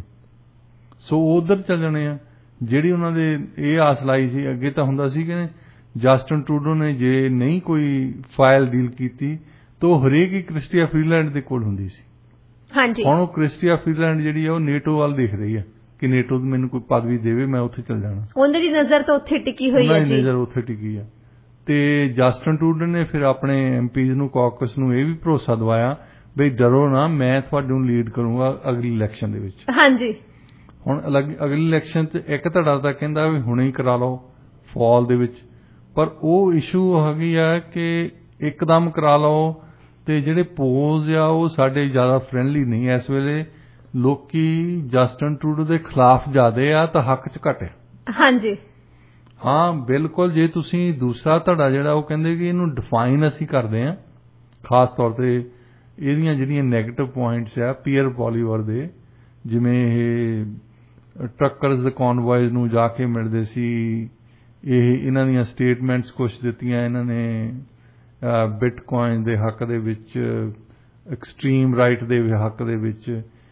ਜੇ ਕਿਤੇ ਇਹਨਾਂ ਦੀ ਕੋਈ ਪੁਰਾਣੀ ਵੀਡੀਓ ਮਿਲ ਜਾਏ ਜਿਹਦੇ ਵਿੱਚ ਅਬੋਰਸ਼ਨ ਬਾਰੇ ਵੀ ਕਹਿੰਦੇ ਹੋਣ, ਫਿਰ ਔਰਤਾਂ ਵੀ ਖਿਲਾਫ ਕਰ ਦਿਆਂਗੇ। ਹਾਂਜੀ, ਸੋ ਇਸ ਤਰ੍ਹਾਂ ਦੀਆਂ ਉਹ ਇਸ ਵੇਲੇ ਰਿਸਰਚ ਚੱਲਦੀ ਹੋਣੀ। ਮੇਰਾ ਖਿਆਲ ਸਾਰੀ ਪਾਰਟੀ ਇਸ ਤੇ ਲੱਗੀ ਹੈ ਕਿ ਇਹਨਾਂ ਨੂੰ ਡਿਫਾਈਨ ਹੀ ਏਦਾਂ ਕਰੋ ਵੀ ਇਹ ਇੱਕ ਮੌਨਸਟਰ ਆ। ਉਹ ਜਿਹਾ ਨੈਰੇਟਿਵ ਸੈੱਟ ਕੀਤਾ ਜਾਵੇ। ਨੈਰੇਟਿਵ ਇਸ ਤਰ੍ਹਾਂ ਦਾ ਸੈੱਟ ਕੀਤਾ ਜਾਵੇ ਕਿ ਇਹ ਤਾਂ ਇੱਕ ਦੈਂਤ ਆ ਬੰਦਾ, ਜੇ ਇਹਨੂੰ ਪ੍ਰਾਈਮ ਮਿਨਿਸਟਰ ਬਣਾਤਾ ਖਾ ਲੈਣਾ ਇਹਨੇ। ਹਾਂਜੀ, ਤੇ ਇਹਦੇ ਲਈ ਸਾਨੂੰ ਹਲੇ ਟਾਈਮ ਚਾਹੀਦਾ ਹੈ। ਇਲੈਕਸ਼ਨ ਅੱਜ ਨਹੀਂ ਚਾਹੀਦੀ। ਇਲੈਕਸ਼ਨ ਹੋ ਸਕਦਾ 2 ਸਾਲਾਂ 'ਚ ਹੋਵੇ, ਹੋ ਸਕਦਾ 25 ਦੇ ਵਿੱਚ ਹੋਵੇ। ਅਜੇ ਨਹੀਂ ਇਲੈਕਸ਼ਨ ਦੀ ਲੋੜ ਸਾਨੂੰ, ਕਿਉਂਕਿ NDP ਨੇ ਸਾਨੂੰ ਸਪੋਰਟ ਦਿੱਤੀ ਆ। ਸਾਨੂੰ ਲੋੜ ਨਹੀਂ ਇਸ ਵੇਲੇ ਇਲੈਕਸ਼ਨ ਕਰਾਉਣ ਦੀ। ਹੁਣ ਦੂਸਰੀ ਪਾਸੇ ਉਹਨਾਂ ਤੇ ਸਵਾਲੀਆ ਚਿੰਨ੍ਹ ਇਹ ਆ ਰਿਹਾ ਕਿ ਹੋ ਸਕਦਾ ਅਗਲੇ ਸਾਲ ਜਾਂ ਉਦੋਂ ਅਗਲੇ ਸਾਲ ਰਿਸੈਸ਼ਨ ਆ ਜਾਵੇ ਜੀ। ਤੇ ਵੀ ਰਿਸੈਸ਼ਨ ਆ ਗਿਆ ਫੇਰ ਕੋਈ ਵੀ ਸਰਕਾਰ ਜਿੱਦਾਂ ਦੀ ਮਰਜ਼ੀ ਹੋਵੇ, ਜਿਹੜਾ ਮਰਜ਼ੀ ਨੈਰੇਟਿਵ ਲੈ ਆਵੇ, ਰਿਸੈਸ਼ਨ ਦੇ ਵਿੱਚ ਉਹ ਹਾਰਨੇ ਹੀ ਹਾਰਨੇ। ਹਾਂਜੀ, ਬਿਲਕੁਲ। ਸੋ ਦੋਏ ਧੜੇ ਇੱਕ ਦੂਜੇ ਨਾਲ ਆਰਗੂਮੈਂਟ ਕਰ ਰਹੇ ਆ। ਪਤਾ ਨਹੀਂ ਹੁਣ ਕਿਹੜਾ ਧੜਾ ਜਿੱਤੂਗਾ ਜੀ। ਇਹ ਤਾਂ ਡਾਕਟਰ ਸਾਹਿਬ ਆਉਣ ਵਾਲਾ ਸਮਾਂ ਹੀ ਦੱਸੂਗਾ। ਫਿਲਹਾਲ ਤਾਂ ਹਰ ਇੱਕ ਨੇ ਦੇਖਣਾ ਆ ਕਿ ਹਰ ਤਰ੍ਹਾਂ ਦੇ ਸਿਨਾਰੀਓਜ਼ ਦੇ ਉੱਤੇ ਕੰਮ ਕਰਕੇ ਦੇਖਣਾ ਕਿ ਕਿਸ ਤਰੀਕੇ ਦੇ ਨਾਲ ਉਹ ਜਿਹੜੀ ਹੈਗੀ ਆ ਆਪਣੀ ਪੋਜੀਸ਼ਨ ਨੂੰ ਸਟਰੋਂਗ ਕਰਕੇ ਦੇਖ ਸਕਦੇ ਹੈਗੇ ਆ। ਬਾਕੀ ਹੈਗਾ ਕਿ ਕ੍ਰਿਟਿਸਿਜ਼ਮ ਵੀ ਹੋ ਰਹੀ ਹੈਗੀ ਆ ਕਈ ਚੀਜ਼ਾਂ ਨੂੰ ਲੈ ਕੇ, ਜਿਵੇਂ ਤੁਸੀਂ ਕਿਹਾ ਕਿ ਉਹਨਾਂ ਨੇ ਕਿਹਾ ਕਿ ਉਹ ਨੈਰੇਟਿਵ ਇਹੋ ਜਿਹਾ ਸੈੱਟ ਕਰਨਗੇ ਜਿਹਦੇ 'ਚ ਪੀਅਰ ਪੋਲੀਵਰ ਦੀ ਜਿਹੜੀ ਇਮੇਜ ਹੈਗੀ ਆ ਉਹਨੂੰ ਨੈਗੇਟਿਵ ਤਰੀਕੇ ਦੇ ਨਾਲ ਪੋਰਟਰੇਟ ਕਰਨ ਦੀ ਉਹ ਕੋਸ਼ਿਸ਼ ਕਰਨਗੇ। ਪਰ ਉਹਨਾਂ ਦੇ ਲਈ ਦੂਸਰੇ ਪਾਸੇ ਜਿਹੜੇ ਕ੍ਰਿਟਿਕਸ ਹੈਗੇ ਆ ਉਹ ਜਸਟਿਨ ਟਰੂਡੋ ਦੀ ਜਿਹੋ ਜਿਹੀ ਹੁਣ ਇਮੇਜ ਹੈਗੀ ਹੈ, ਜਿੱਦਾਂ ਦਾ ਹੁਣ ਉਹਨਾਂ ਦਾ ਸੀਗਾ ਸਫ਼ਰ ਸਾਰਾ, ਉਹ ਕਹਿੰਦੇ ਕਿ ਇਹ ਤਾਂ ਸਿਰਫ ਇੱਕ ਫੋਟੋ ਆਫ ਪ੍ਰਾਈਮ ਮਿਨਿਸਟਰ ਹੀ ਆ। ਪਰ ਉਹ ਚਾਹੁੰਦੇ ਨਾ ਇੱਕ ਪੀਅਰ ਪੋਲੀਵਰ ਨੂੰ ਇਸ ਤਰ੍ਹਾਂ ਪੇਸ਼ ਕਰੋ ਕਿ ਇਹ ਜੀ ਪ੍ਰਾਈਵੇਟ ਹੈਲਥ ਕੇਅਰ ਲਾਊਗਾ, ਇਹ ਔਰਤਾਂ ਦਾ ਅਬੋਰਸ਼ਨ ਬੰਦ ਕਰ ਦਊਗਾ, ਹਾਂਜੀ, ਇਹ ਕਿਊਬੈਕ ਦੇ ਖਿਲਾਫ ਆ, ਇਹ ਸੈਂਟਰਲ ਕੈਨੇਡਾ ਦੇ ਖਿਲਾਫ ਆ, ਕਿਉਂਕਿ ਓਰੀਜਨਲੀ ਅਲਬਰਟਾ ਤੋਂ ਆ ਉਹ। ਹਾਂਜੀ, ਸੋ ਅਲਬਰਟਾ ਵਾਲੇ ਵੈਸੇ ਹੀ ਸੈਂਟਰ ਨੂੰ ਹੇਟ ਕਰਦੇ ਆ ਜੀ, ਤੇ ਇਹਨਾਂ ਦੀ ਪੋਜੀਸ਼ਨ ਇਹ ਆ, ਇਹ ਉਹਨਾਂ ਦੇ ਨਾਲ ਆ ਜਿਹੜੇ ਵੈਕਸੀਨ ਨਹੀਂ ਲਵਾਉਣੇ ਚਾਹੁੰਦੇ। ਹਾਂਜੀ, ਜੇ ਹੈਲਥ ਕੈਨੇਡਾ ਵਾਲੇ ਸਾਰਿਆਂ ਨੂੰ ਕਹਿੰਦੇ ਆ, ਉਹ ਤਾਂ ਗਵਰਨਮੈਂਟ ਦੀ ਏਜੰਸੀ ਹੈ। ਹਾਂਜੀ, ਜੇ ਉਹਨਾਂ ਨੇ ਵੈਕਸੀਨ ਸਾਰਿਆਂ ਨੂੰ ਕਿਹਾ ਵੀ ਸਾਰਿਆਂ ਨੂੰ ਲਵਾਉਣੀ ਚਾਹੀਦੀ ਹੈ ਜੀ, ਬਿਲਕੁਲ। ਸੋ ਉਹਨਾਂ ਨੂੰ ਇੱਕ ਤਰ੍ਹਾਂ ਪੇਂਟ ਕਰਦੇ ਆ ਜੀ ਕਿ ਇਹ ਇਸ ਦੇ ਖਿਲਾਫ ਹੈ, ਇਸ ਦੇ ਖਿਲਾਫ ਹੈ। ਜੇ ਲਿਬਰਲ ਪਾਰਟੀ ਇਹਦੇ ਵਿੱਚ ਸਕਸੈਸਫੁਲ ਹੁੰਦੀ ਆ, ਕਾਮਯਾਬ ਹੋ ਜਾਂਦੀ ਹੈ, ਫਿਰ ਉਹ ਉਹਨਾਂ ਨੂੰ ਇਹ ਨਹੀਂ ਪਰਵਾਹ ਕਿ ਜਸਟਿਨ ਟਰੂਡੋ ਦੇ ਨੈਗੇਟਿਵ ਪੁਆਇੰਟਸ ਜ਼ਿਆਦਾ ਹੈ। ਉਹਨਾਂ ਨੂੰ ਇਦਾਂ ਲੱਗਦਾ ਵੀ 2 ਮਾੜਿਆਂ ਚੋਂ ਜਸਟਿਨ ਟਰੂਡੋ ਨੇ ਫੇਰ ਜਿੱਤ ਜਾਣਾ। ਹਾਂਜੀ, ਮਿਨੋਰਟੀ ਸਰਕਾਰ ਤਾਂ ਬਣੀ ਜਾਣੀ ਹੈ ਜੀ। ਅੱਗੇ ਵੀ 2 ਵਾਰੀ ਇਦਾਂ ਹੀ ਹੋਇਆ। ਹਾਂਜੀ, ਇੱਕ ਵਾਰੀ ਤਾਂ ਇੰਨਾ ਵੱਡਾ ਘਲਾਟਾ ਹੋਇਆ SNC ਲੈਬਨਾਨ ਦਾ, ਜਿਹਦੇ 'ਚ ਕੋਈ ਪ੍ਰਾਈਮ ਮਿਨਿਸਟਰ ਬਚਣਾ ਨਹੀਂ ਚਾਹੀਦਾ ਸੀ ਜੀ। ਬਿਲਕੁਲ ਡਾਕਟਰ ਸਾਹਿਬ, ਪਰ ਉਹ ਮੋਹਰਲਾ ਹੀ ਬੰਦਾ ਇੰਨਾ ਮਾੜਾ ਸੀ ਜਿਹੜਾ ਕੁਝ ਕਰ ਹੀ ਨਹੀਂ ਸਕਿਆ। ਹਾਂਜੀ, ਫਿਰ ਉਦੋਂ ਬਾਅਦ ਇਲੈਕਸ਼ਨ ਹੋਈ ਹੈ, ਉਹ ਵੀ ਆਪੋਜੀਸ਼ਨ ਦਾ ਲੀਡਰ ਹੀ ਇੰਨਾ ਮਾੜਾ ਸੀ, ਉਹ ਆਪ ਹੀ ਹਾਰ ਗਿਆ। ਹਾਂਜੀ, ਤਾਂ ਹੁਣ ਵੀ ਆਸ ਉਹਨਾਂ ਦੀ ਇਹੀ ਹੈ ਕਿ ਪੀਅਰ ਪੋਲੀਵਰ ਖਰਿਆ ਜਿੱਦਾਂ ਪਹਿਲਾਂ 2 ਲੀਡਰ ਹੋਏ ਆ, ਇਸੇ ਤਰ੍ਹਾਂ ਉਹਨੂੰ ਜੇ ਨੈਗੇਟਿਵ ਤਰੀਕੇ ਨਾਲ ਪੇਸ਼ ਕੀਤਾ ਜਾਵੇ ਤਾਂ ਲੋਕੀ ਕਹਿਣਗੇ ਇਹਨਾਂ ਤਾਂ ਜਸਟਿਨ ਟਰੂਡੋ ਵੀ ਚੰਗਾ ਆ। ਹਾਂਜੀ, ਚਲੋ ਮਾੜਾ ਤਾਂ ਹੈ ਪਰ ਇਹਨਾਂ ਤਾਂ ਚੰਗਾ ਹੈ ਨਾ। ਹਾਂਜੀ, ਕਿਉਂਕਿ ਲੋਕੀ ਜਿਹੜੇ ਆ ਵੋਟ ਪਾਉਂਦੇ ਆ ਇਸ ਕਰਕੇ ਨਹੀਂ ਪਾਉਂਦੇ ਕਿ ਇਹਨਾਂ ਨੇ ਦੇਵਤਾ ਚੁਣਨਾ ਹੁੰਦਾ, ਕਿਸੇ ਨੂੰ ਲਾਈਕ ਕਰਦੇ ਇਸ ਕਰਕੇ ਨਹੀਂ ਪਾਉਂਦੇ। ਨਹੀਂ, ਇਸ ਕਰਕੇ ਕੋਈ ਨਹੀਂ ਪਾਉਂਦਾ। ਕੋਈ ਕਹਿੰਦਾ ਕਿ ਮੈਂ ਫਲਾਣੇ ਬੰਦੇ ਨੂੰ ਲਾਈਕ ਕਰਦਾ, ਹਾਂ ਉਹਦਾ ਫਰੈਂਡ ਲਾਈਕ ਕਰਦੇ ਹੋਣਗੇ ਸ਼ਾਇਦ। ਹਾਂਜੀ, ਜਿਹੜੇ ਉਹਦੇ ਨਾਲ ਤੁਰੇ ਫਿਰਦੇ ਉਹ ਕਹਿਣਗੇ ਅਸੀਂ ਇਹਨੂੰ ਬਹੁਤ ਪਸੰਦ ਕਰਦੇ ਹਾਂ ਜੀ। ਨਾਰਮਲੀ ਲੋਕੀ ਤਾਂ ਵੋਟ ਪਾਉਂਦੇ ਆ ਕਿ ਉਹ ਕਿਹੜੇ ਬੰਦੇ ਨੂੰ ਹੇਟ ਕਰਦੇ ਜੀ। ਬਿਲਕੁਲ ਡਾਕਟਰ ਸਾਹਿਬ, ਜਿਹੜਾ ਬੰਦੇ ਨੂੰ ਜ਼ਿਆਦਾ ਹੇਟ ਕਰਦੇ ਆ ਨਾ ਉਹਦੇ ਖਿਲਾਫ ਵੋਟ ਪਾਉਂਦੇ। ਹਾਂਜੀ, ਉਹਦੇ ਖਿਲਾਫ ਜਿਹੜਾ ਮਰਜ਼ੀ ਆ ਜਾਵੇ ਜੀ। ਡਾਕਟਰ ਸਾਹਿਬ, ਇੱਕ ਐਂਗਸ ਵੀਡ ਦੀ ਹੁਣ ਰਿਪੋਰਟ ਆਈ ਆ ਤੇ ਇਸ ਰਿਪੋਰਟ ਦੇ ਵਿੱਚ ਇਹ ਗੱਲ ਸਾਹਮਣੇ ਆਈ ਆ ਕਿ ਜਿਹੜੇ ਕੈਨੇਡੀਅਨਸ ਹੈਗੇ 5 ਵਿੱਚੋਂ 2 ਕੈਨੇਡੀਅਨਸ ਦਾ ਮੰਨਣਾ ਕਿ ਜਿਹੜਾ ਆਪਣਾ ਇੱਥੋਂ ਦਾ ਹੈਲਥ ਕੇਅਰ ਸਿਸਟਮ ਹੈਗਾ ਉਹਨਾਂ ਦਾ ਉਸ ਵਿੱਚ ਯਕੀਨ ਨਹੀਂ ਹੈਗਾ। ਪਰ ਜਦੋਂ ਇਹ ਜਿਹੜਾ ਸਰਵੇ ਹੈ ਕੰਬਾਈਨ ਕੀਤਾ ਗਿਆ ਤੇ ਜਿਹੜੇ US ਵਾਲੇ ਹੈਗੇ ਆ ਐਜ਼ ਕੰਪੇਅਰ ਟੂ ਕੈਨੇਡੀਅਨਸ, ਉਹਨਾਂ ਦਾ ਆਪਣੇ ਹੈਲਥ ਕੇਅਰ ਸਿਸਟਮ ਦੇ ਵਿੱਚ ਹਜੇ ਯਕੀਨ ਹੈਗਾ। ਤੁਸੀਂ ਇਸ ਸਰਵੇ ਦੀ ਰਿਪੋਰਟ ਬਾਰੇ ਕੀ ਕਹਿਣਾ ਚਾਹੋਗੇ? ਦੇਖੋ, ਜਦੋਂ ਉਹਨਾਂ ਨੂੰ ਵਾਹ ਪਿਆ ਨਾ, ਕਹਿੰਦੇ ਹੁੰਦੇ ਵਾਹ ਪਿਆ ਜਾਣੀਏ ਤੇ ਰਾਹ ਪਿਆ ਜਾਣੀਏ ਜੀ, ਵਾਹ ਪਿਆ ਕੈਨੇਡੀਅਨਸ ਦਾ ਤੇ ਉਹਨਾਂ ਨੂੰ ਹੈਲਥ ਕੇਅਰ ਮਿਲੀ ਨਹੀਂ। ਹਾਂਜੀ, ਤੇ ਫਿਰ ਕਿਹੋ ਜਿਹਾ ਹੈਲਥ ਕੇਅਰ ਸਿਸਟਮ ਹੈ ਜਿਹੜਾ ਤੁਹਾਨੂੰ ਲੋੜ ਪਏ ਤੇ ਹੁੰਦਾ ਹੀ ਨਹੀਂ ਤੁਹਾਡੇ ਲਈ ਜੀ? ਦੇਖੋ ਡਾਕਟਰ ਸਾਹਿਬ, ਐਮਰਜੈਂਸੀ ਡਿਪਾਰਟਮੈਂਟ ਬੰਦ ਕੀਤੇ ਗਏ। ਤੁਸੀਂ ਦੇਖੋ ਵੀ ਅਲਟੀਮੇਟਲੀ ਇਹ ਹੋ ਸਕਦਾ ਕਿ ਤੁਸੀਂ ਮਰ ਜਾਓ। ਬੰਦਾ ਆਪਣੇ ਤੁਸੀਂ ਐਮਰਜੈਂਸੀ ਵਾਰਡ ਬੰਦ ਕੀਤੇ ਆ, ਮੌਤਾਂ ਹੋਈਆਂ ਆ। ਜਿਨ੍ਹਾਂ ਦੀਆਂ ਸਰਜਰੀਜ਼ ਹੋਣ ਵਾਲੀਆਂ ਸੀ ਡਾਕਟਰ ਸਾਹਿਬ, ਦੇਖੋ ਤੁਸੀਂ ਉਹਨਾਂ ਨੂੰ ਕਿੰਨੀ ਲੰਬੀ ਵੇਟਿੰਗ ਲਿਸਟ ਦੇ ਵਿੱਚ ਪਾ ਦਿੱਤਾ। ਹੁਣ ਜੇ ਕੋਈ ਬੰਦਾ ਕਿਸੇ ਵੀ ਬਿਮਾਰੀ ਤੋਂ ਪੀੜਤ ਹੈਗਾ, ਤੁਸੀਂ ਇਹ ਸੋਚੋ ਵੀ ਉਹਦੀ ਉਹ ਪ੍ਰੋਬਲਮ ਜਿਹੜੀ ਹੈਗੀ ਆ ਕਿੰਨੀ ਵੱਧ ਜਾਂਦੀ ਹੈ ਜਦੋਂ ਤੁਸੀਂ ਵੇਟਿੰਗ ਲਿਸਟ ਤੇ ਜਾਂਦੇ ਹੋ ਤੇ ਪਤਾ ਵੀ ਨਹੀਂ ਹੁੰਦਾ, ਬੰਦੇ ਨੂੰ ਸ਼ੋਰ ਵੀ ਨਹੀਂ ਹੁੰਦਾ ਵੀ ਜਿਹੜੀ ਡੇਟ ਦਿੱਤੀ ਹੈ ਉਹਨੂੰ ਐਕਸਟੈਂਡ ਨਹੀਂ ਕਰਨਗੇ ਅੱਗੇ। ਇਹ ਪਰਸੋਂ ਹੁਣ ਐਡਮਿੰਟਨ ਤੋਂ ਇੱਕ ਔਰਤ ਨੇ ਐਡਮਿੰਟਨ ਹਸਪਤਾਲ ਦੇ ਵਿੱਚ ਜਾ ਕੇ ਨਾ, ਉਹ ਐਮਰਜੈਂਸੀ ਗਈ ਸੀ ਤਾਂ ਉੱਥੇ ਪੀੜ ਹੋ ਰਹੀ ਸੀ, ਉਹ ਪੇਟ ਪੀੜ ਸੀ, ਕੋਈ ਵੱਡੀ ਗੱਲ ਨਹੀਂ ਸੀ ਉਹਦੀ, ਪਰ ਉਹ ਕਹਿੰਦੀ ਸਰਵਿਸ ਮਿਲੀ ਨਹੀਂ। ਫਿਰ ਉਹ ਪੀੜ ਜ਼ਿਆਦਾ ਹੋ ਰਹੀ ਸੀ ਤਾਂ ਉਹਨੂੰ ਚਾਹੀਦਾ ਸੀ ਕੋਈ ਬੈੱਡ ਚਾਹੀਦਾ ਸੀ, ਉਹਨਾਂ ਨੂੰ ਬੈੱਡ ਉਹਨਾਂ ਤੋਂ ਹੈ ਨਹੀਂ ਸੀ। ਤਾਂ ਉਹ ਕੱਲੀ ਨਹੀਂ, ਮਤਲਬ ਹੋਰ ਵੀ ਬੰਦੇ ਫਲੋਰ ਤੇ ਸੁੱਤੇ ਪਏ ਆ। ਉਹਨੇ ਫੋਟੋ ਲਈ ਤੇ ਉਹ ਸੋਸ਼ਲ ਮੀਡੀਆ ਤੇ ਚਾੜਤੀ। ਉਸ ਤੋਂ ਬਾਅਦ ਜੇਸਨ ਕੈਨੀ ਹੋਣੀ ਬੋਲੇ ਜੇ ਇਸ ਫੋਟੋ ਆਉਣ ਤੋਂ ਬਾਅਦ ਕਿ ਐਡਮਿੰਟਨ ਦੇ ਐਮਰਜੈਂਸੀ ਵਾਰਡ ਦੇ ਵਿੱਚ ਲੋਕੀ ਫਲੋਰ ਤੇ ਸੁੱਤੇ ਪਏ, ਉਹਨਾਂ ਕੋਲੇ ਬੈੱਡ ਤੱਕ ਨਹੀਂ ਹੈਗੇ, ਬੈੱਡ ਹੈ ਨਹੀਂ ਸੀ ਉਹਨਾਂ ਤੋਂ। ਅੱਛਾ, ਫੇਰ ਦੇਖੋ ਕਿ ਉਹਨਾਂ ਨੇ ਇਹ ਉਹਨਾਂ ਪੋਲੀਟੀਸ਼ੀਅਨ ਦੇ ਵਿੱਚੋਂ ਆ ਜੇਸਨ ਕੈਨੀ ਹੋਣੀ, ਜਿਹੜੇ ਹਮੇਸ਼ਾ ਹੀ ਕਹਿੰਦੇ ਕਿ ਸਾਨੂੰ ਪ੍ਰਾਈਵੇਟ ਹੈਲਥ ਕੇਅਰ ਚਾਹੀਦਾ। ਬੋਲਦੇ ਨਹੀਂ ਆ ਪਬਲਿਕਲੀ ਨੇ, ਪ੍ਰਾਈਵੇਟਲੀ ਇਹ ਐਡਵਾਂਸ ਕਰਨ ਵਾਲੇ ਆ ਕਿ ਹੈਲਥ ਕੇਅਰ ਦੇ ਨਾਲ ਪ੍ਰਾਈਵੇਟ ਕੰਪਨੀਆਂ ਵੀ ਚਾਹੀਦੀਆਂ ਜੀ। ਪ੍ਰਾਈਵੇਟ ਉਸੇ ਦਿਨ ਅਨਾਉਂਸ ਕਰਤਾ ਕਿ ਅਸੀਂ ਪ੍ਰਾਈਵੇਟ ਕੰਪਨੀਆਂ ਤੋਂ ਟੈਂਡਰ ਲੈਂਦੇ ਆ। ਹੁਣ ਕਈ ਸਰਜਰੀਜ਼ ਸਰਕਾਰ ਪੇ ਕਰੂਗੀ ਪਰ ਪ੍ਰਾਈਵੇਟ ਕੰਪਨੀਆਂ ਕਰਨਗੀਆਂ।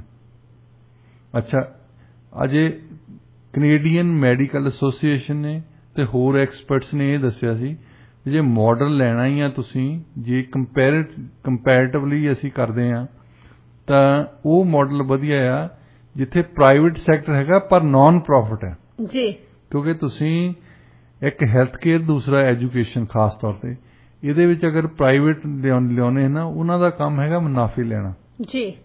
ਹੁਣ ਜਲੰਧਰ ਜਿਹੜੀ ਯੂਨੀਵਰਸਿਟੀ ਆ ਉਹਨਾਂ ਦੀ ਲਵਲੀ ਯੂਨੀਵਰਸਿਟੀ, ਉਹ ਜਿਹੇ ਜਿਹਾ ਪਕੌੜੇ ਲੋਕੀ ਵੇਚਦੇ ਆ, ਜਲੇਬੀਆਂ ਵੇਚਦੇ ਆ, ਉਹਨਾਂ ਦੀ ਡਿਪਲੋਮੇ, ਉਹਨਾਂ ਦੀ ਡਿਗਰੀ ਇਹਦੇ ਪਕੌੜਿਆਂ ਤੇ ਜਲੇਬੀਆਂ ਤੋਂ ਵੱਧ ਨਹੀਂ ਆ। ਅੱਜ ਤਾਈਂ ਇੱਕ ਵੀ ਕੋਈ ਮੈਨੂੰ ਬੰਦਾ ਦੱਸੇ ਵੀ ਉਹਨਾਂ ਨੇ ਰਿਸਰਚ ਪੇਪਰ ਛਾਪਿਆ ਹੋਵੇ। ਰਿਸਰਚ ਪੇਪਰ ਹੀ ਨਹੀਂ ਛਾਪਿਆ ਕਦੇ ਕਿਸੇ ਨੇ ਕੁਝ ਨਹੀਂ ਕੀਤੇ ਉੱਥੇ। ਰਿਸਰਚ ਨਾਂ ਦੀ ਕੋਈ ਚੀਜ਼ ਨਹੀਂ ਹੈ। ਯੂਨੀਵਰਸਿਟੀ ਵਿਦਆਊਟ ਰਿਸਰਚ ਤਾਂ ਫੇਰ ਤਾਂ ਉਹਦਾ ਨਾਮ ਨਹੀਂ ਯੂਨੀਵਰਸਿਟੀ ਹੋਣਾ ਚਾਹੀਦਾ। ਹਾਂਜੀ, ਤਾਂ ਉਹ ਬੰਦੇ ਨੂੰ ਚੱਕ ਕੇ ਕੇਜਰੀਵਾਲ ਨੇ MP ਬਣਾਇਆ ਰਾਜ ਸਭਾ ਦਾ। ਪੈਸੇ ਬਹੁਤ ਹੈ ਉਹਨਾਂ ਦੇ ਕੋਲ, ਪੈਸੇ ਵਾਲੇ ਬੰਦਿਆਂ ਨੂੰ ਬਣਾਉਣਾ ਉਹਨਾਂ ਨੇ।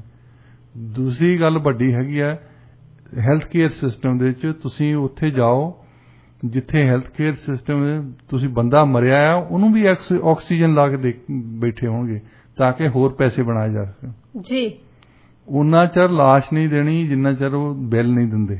ਹਾਂਜੀ, ਇਦਾਂ ਕਰਦੇ ਆ ਡਾਕਟਰ ਸਾਹਿਬ। ਉਹਨਾਂ ਟਾਈਮ ਉਹ ਇਲਾਜ ਵੀ ਨਹੀਂ ਸ਼ੁਰੂ ਕਰਦੇ ਜਦੋਂ ਤੱਕ ਉੱਥੇ ਫੁੱਲ ਪੇਮੈਂਟ ਕੋਈ ਜਮ੍ਹਾਂ ਨਹੀਂ ਕਰਵਾਉਂਦੇ। ਪਹਿਲਾਂ ਉਹ ਇੱਥੇ ਵੀ ਇਦਾਂ ਹੀ ਕਰਦੇ ਆ ਜਿੱਥੇ ਜਿੱਥੇ ਵੀ ਪ੍ਰਾਈਵੇਟ ਸੈਕਟਰ ਹੈਗਾ।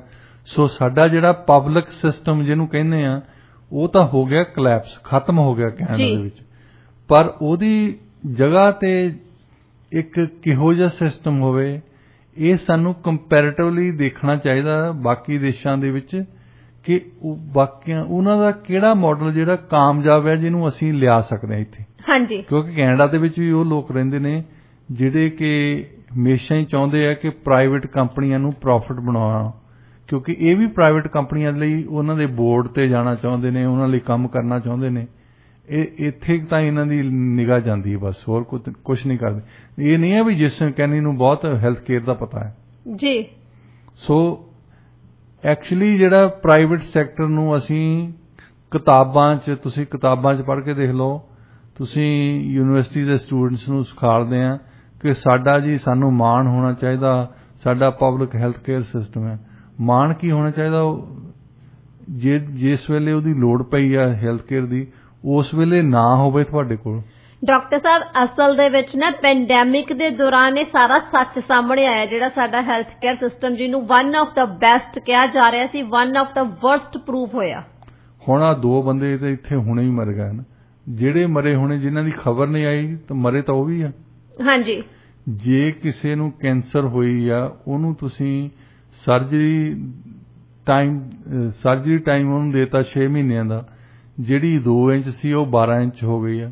ਇਹਦਾ ਮਤਲਬ ਜਿਹੜੀ ਰਸੌਲੀ ਆ ਉਹਦੇ ਹੋਈ ਸੀ ਹੁਣ ਉਹ ਸਾਰੀ ਫੈਲ ਚੁੱਕੀ ਆ, ਕਿਉਂਕਿ ਜਿਹੜੀ ਕੈਂਸਰ ਤਾਂ ਘਟਦੀ ਨਹੀਂ, ਕੈਂਸਰ ਤਾਂ ਵੱਧਦੀ ਆ ਹਮੇਸ਼ਾ। ਹਾਂਜੀ ਹਾਂਜੀ, ਇਹਨੂੰ ਰਿਵਰਸਲ ਨਹੀਂ ਕੀਤਾ ਜਾ ਸਕਦਾ ਜੀ। ਸੋ ਕਿਹੋ ਜਿਹਾ ਹੈਲਥ ਕੇਅਰ ਸਿਸਟਮ ਆ। ਔਰ BC ਦੀ ਖਾਸ ਤੌਰ ਤੇ ਇੱਕ ਗੱਲ ਹੈ ਕਿ ਇਹਨਾਂ ਦਾ ਮੰਤਰੀ ਅੱਜ ਤਾਈਂ ਬੋਲਿਆ ਨਹੀਂ ਵੀ ਸਾਡੇ ਕ੍ਰਾਈਸਿਸ ਆ। ਹਾਂਜੀ, ਚੁੱਪ ਕਰਕੇ ਬੈਠਾ ਜੀ। ਇਦੋਂ ਨਕੰਮਾ ਕੋਈ ਮੰਤਰੀ ਨਹੀਂ ਹੋਣਾ। ਬਿਲਕੁਲ ਸਹੀ ਕਿਹਾ। ਪ੍ਰੀਮੀਅਰ ਸਾਹਿਬ ਤਾਂ ਨਹੀਂ ਕਰ ਰਹੇ, ਉਹਨਾਂ ਨੇ ਛੱਡ ਕੇ ਚਲ ਜਾਣਾ। ਉਹਨਾਂ ਦਾ ਹੁਣ ਕੋਈ ਇੰਟਰਸਟ ਨਹੀਂ ਹੈਗਾ, ਉਹਨਾਂ ਦਾ ਕੋਈ ਦਿਲਚਸਪੀ ਨਹੀਂ ਕੀ ਹੋਣਾ ਕੀ ਨਹੀਂ ਹੋਣਾ। ਤੇ ਇੱਥੇ ਸਰੀ ਦੇ ਵਿੱਚ ਤੁਹਾਨੂੰ ਯਾਦ ਹੋਣਾ ਕੋਈ 30 ਸਾਲ 35 ਸਾਲ ਹੋ ਚੱਲੇ ਆ ਸੈਕੰਡ ਹਸਪਤਾਲ ਦੀ ਗੱਲ ਕਰਦੇ ਹਨ।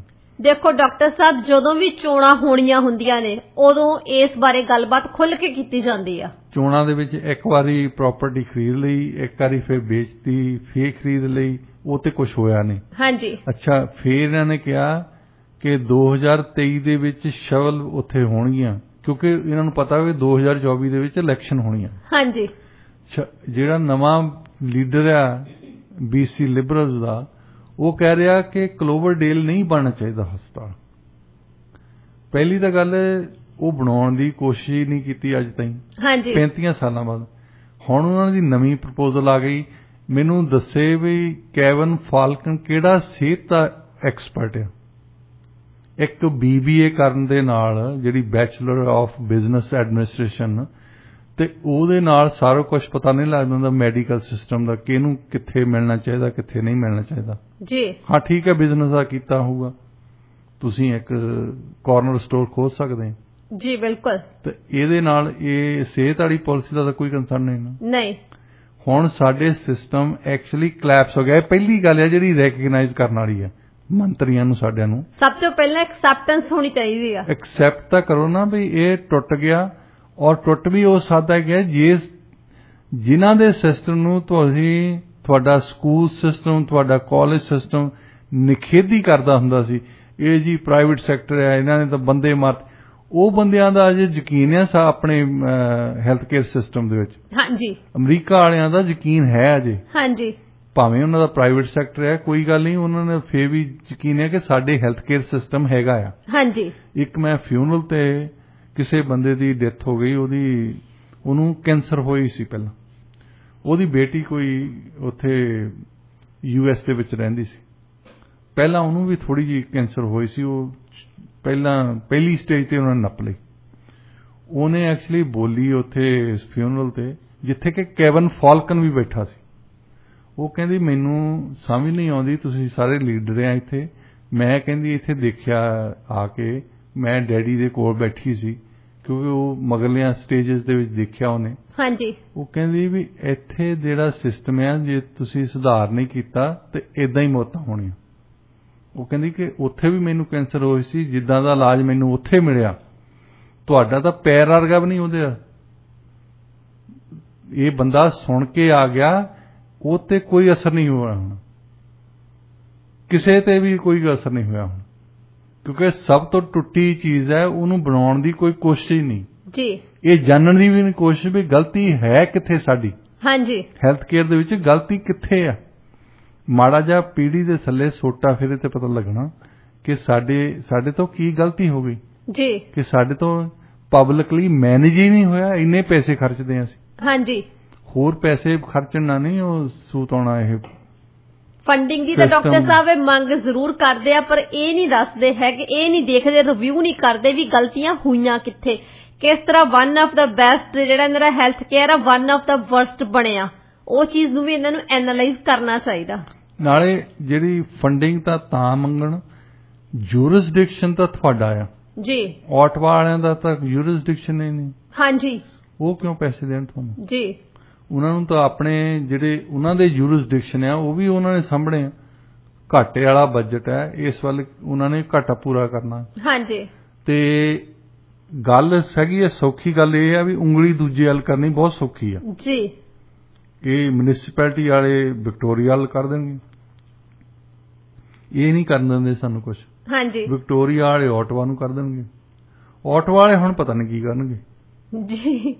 ਮਤਲਬ ਉਹ ਵੀ ਲੱਭਦੇ ਹੋਣੇ ਵੀ ਕਿਸੇ ਵੱਲ ਉਂਗਲ ਕੀਤੀ ਜਾਵੇ, ਜਿਹਦੇ ਵੱਲ ਉਂਗਲ ਕੀਤੀ ਜਾਵੇ, ਸੋਚ ਰਹੇ ਹੋਣੇ ਆ ਨਾ। ਹਾਂਜੀ, ਇਸ ਕਰਕੇ ਕਦੇ ਨਾ ਕਦੇ ਕੋਈ ਨਾ ਕੋਈ ਬੰਦਾ ਆਊਗਾ ਜ਼ਰੂਰ। ਤੁਸੀਂ ਕਿਊਬੈਕ ਦੇ ਵਿੱਚ ਦੇਖਦੇ ਆ ਕਿ ਉੱਥੇ ਵੀ ਜਿੱਦਾਂ ਪਾਰਟੀ ਅੱਜ ਤੋਂ 10 ਸਾਲ ਪਹਿਲਾਂ ਪਾਰਟੀ ਹੈ ਨਹੀਂ ਸੀ, ਇਹ ਉਹਨਾਂ ਨੇ ਹੁਣ 2 ਸਾਲ ਮਤਲਬ 4 ਸਾਲ ਰੂਲਿੰਗ ਕਰਦਿਆਂ ਨੂੰ ਹੋ ਗਏ।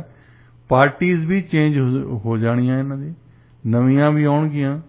ਇਹ ਉਹਨਾਂ ਬੰਦਿਆਂ ਦੀਆਂ ਵੀ ਆ ਸਕਦੀਆਂ ਜਿਹੜੇ ਐਕਚੁਅਲੀ ਸੋਚਦੇ ਆ, ਜਿਨ੍ਹਾਂ ਨੇ ਇਹ ਨਹੀਂ ਸੋਚਿਆ ਵੀ ਅਸੀਂ ਉੱਥੇ ਜਾਣਾ ਪੈਨਸ਼ਨ ਲੈਣ ਲਈ ਬਸ।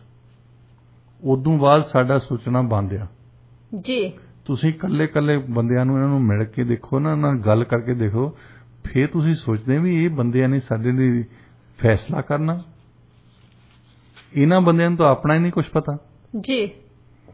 ਤੇ ਇਹਨਾਂ ਦੇ ਐਡਵਾਈਜ਼ਰ ਜਿਹੜੇ ਹੁੰਦੇ ਆ, ਉਹ ਹਾਂ ਮੋਢਿਆਂ ਦੇ ਉੱਤੋਂ ਜ਼ਰੂਰ ਥੁੱਕਦੇ ਫਿਰਦੇ ਆ, ਪਰ ਉਦਾਂ ਕੁਝ ਨਹੀਂ ਪਤਾ ਹੁੰਦਾ। ਹਾਂਜੀ, ਹਾਂ ਠੀਕ ਹੈ, ਸੂਤ ਆਇਆ ਜੀ, ਕੁਝ ਨਹੀਂ ਕਹਿ ਸਕਦੇ ਜੀ। ਡਾਕਟਰ ਸਾਹਿਬ ਵੈਸੇ ਇਹ ਸਰਵੇ ਨੇ ਵੈਸੇ ਵੀ ਦੁੱਧ ਦਾ ਦੁੱਧ ਤੇ ਪਾਣੀ ਦਾ ਪਾਣੀ ਕਰ ਦਿੱਤਾ। ਡਾਕਟਰ ਸਾਹਿਬ ਰੁੱਖ ਕਰਦੇ ਆ ਹੁਣ ਅਗਲੀ ਖਬਰ ਵੱਲ। ਗੱਲ ਕਰਦੇ ਆ ਜੀ ਹੁਣ ਪਾਕਿਸਤਾਨ ਦੀ। ਮਹਿਲਾ ਜੱਜ ਤੇ ਵਿਵਾਦਿਤ ਟਿੱਪਣੀ ਨੂੰ ਲੈ ਕੇ ਇਮਰਾਨ ਖਾਨ ਨੇ ਮਾਫੀ ਨਹੀਂ ਮੰਗੀ। ਅਜੇ ਤੱਕ ਵੀ ਉਹਨਾਂ ਨੇ ਸਿਰਫ ਅਫਸੋਸ ਹੀ ਜ਼ਾਹਰ ਕੀਤਾ। ਡਾਕਟਰ ਸਾਹਿਬ ਕੀ ਕਹਿਣਾ ਚਾਹੋਗੇ ਤੁਸੀਂ? ਦੇਖੋ, ਇਮਰਾਨ ਖਾਨ ਦੀ ਵੈਸੇ ਪਪੂਲੈਰਿਟੀ ਤਾਂ ਹੋ ਰਹੀ ਅਪ ਇਸ ਵੇਲੇ। ਹਾਂਜੀ, ਪਰ ਉਹਨਾਂ ਦੀ ਐਰੋਗੈਂਸ, ਜਿਹੜਾ ਉਹਨਾਂ ਦਾ ਹੰਕਾਰ ਹੈ ਨਾ, ਉਹਨੂੰ ਹੰਕਾਰ ਨਹੀਂ ਮਾਰਨਾ। ਹੁਣ ਪਿੱਛੇ ਜਿਹੇ ਉਹਨਾਂ ਦੇ ਚੀਫ ਆਫ ਸਟਾਫ ਗਿੱਲ ਨੂੰ ਪੁਲਿਸ ਨੇ ਫੜ ਲਿਆ ਸੀ। ਉਹਨਾਂ ਤੋਂ ਪੁੱਛਤਾਛ ਕਰ ਰਹੇ ਕਿ ਜੋ ਵੀ ਉਹਨਾਂ ਨੇ ਪੁੱਛਤਾਛ ਕਰਨੀ ਸੀ, ਉਹਨਾਂ ਨੂੰ ਕੰਪਲੇਂਟ ਮਿਲੀ ਹੈ। ਇੱਕ ਤਾਂ ਉਹ ਇਸਲਾਮਾਬਾਦ ਪੁਲਿਸ ਦੇ ਖਿਲਾਫ ਬੋਲੇ, ਹਾਂਜੀ, ਇਮਰਾਨ ਖਾਨ ਹੁਣੀ ਓਪਨ ਰੈਲੀਆਂ ਦੇ ਵਿੱਚ।